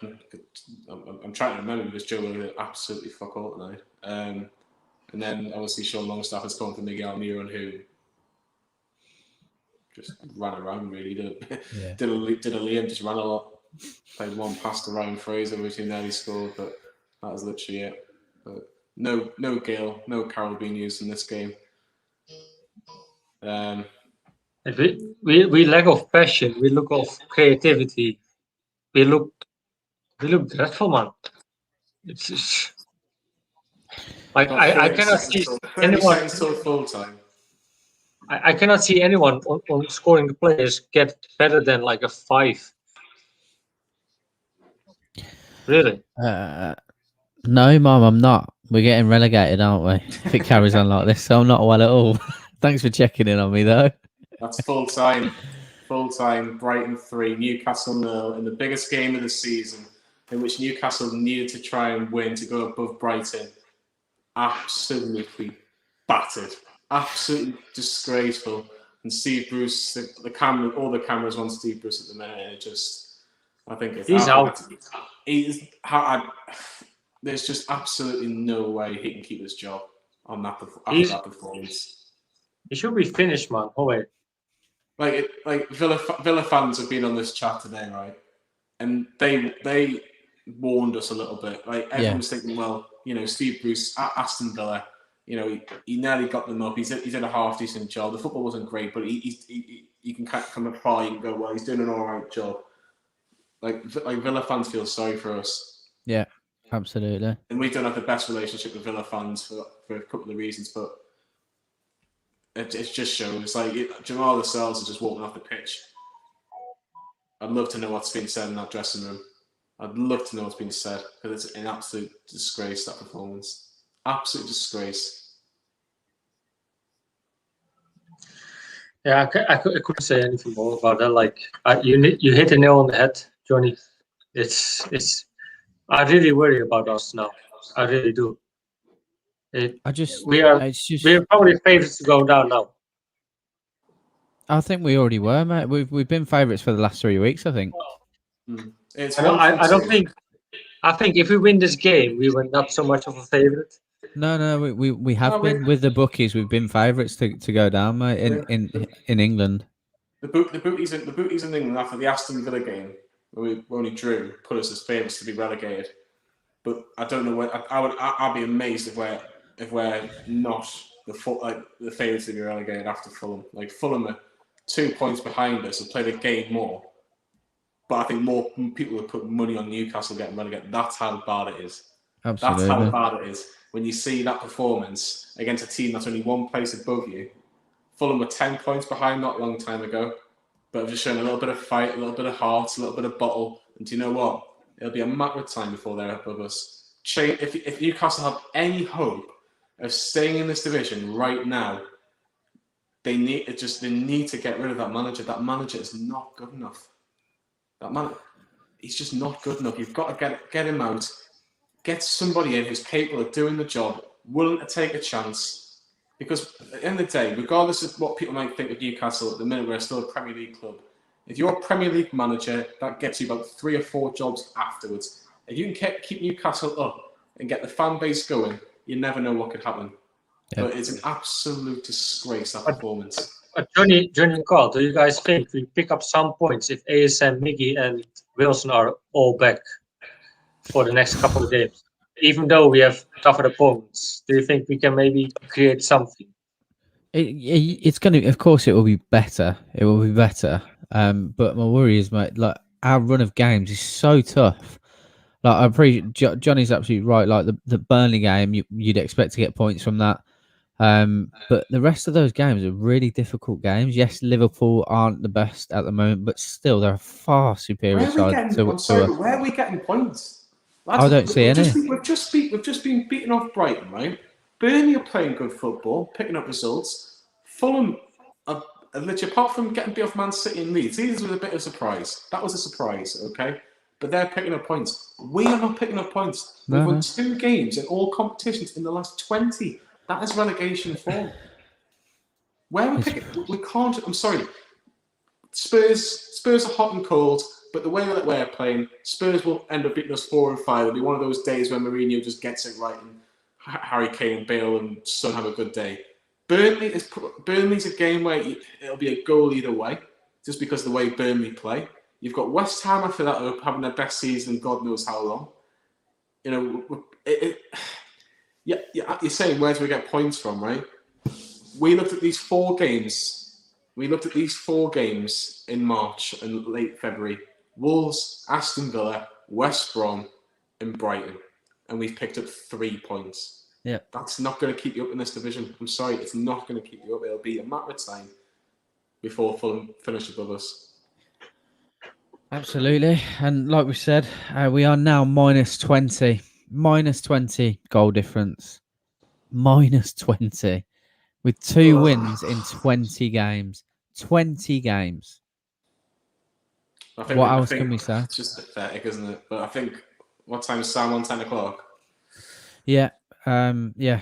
So thank you everyone for jumping in the chat. We really appreciate it. Thank you to everyone that's donated today, that's become a member. Absolute legends. It really does help lift the spirits a little bit. So thank you for that. And obviously it helps the channel massively. Thank you very much, Brandon, as always, and thank you to Johnny on his debut on the watch along. How was it, mate? No, thanks to the parents. It's been, like I say, he's helped us along the way, so thank you.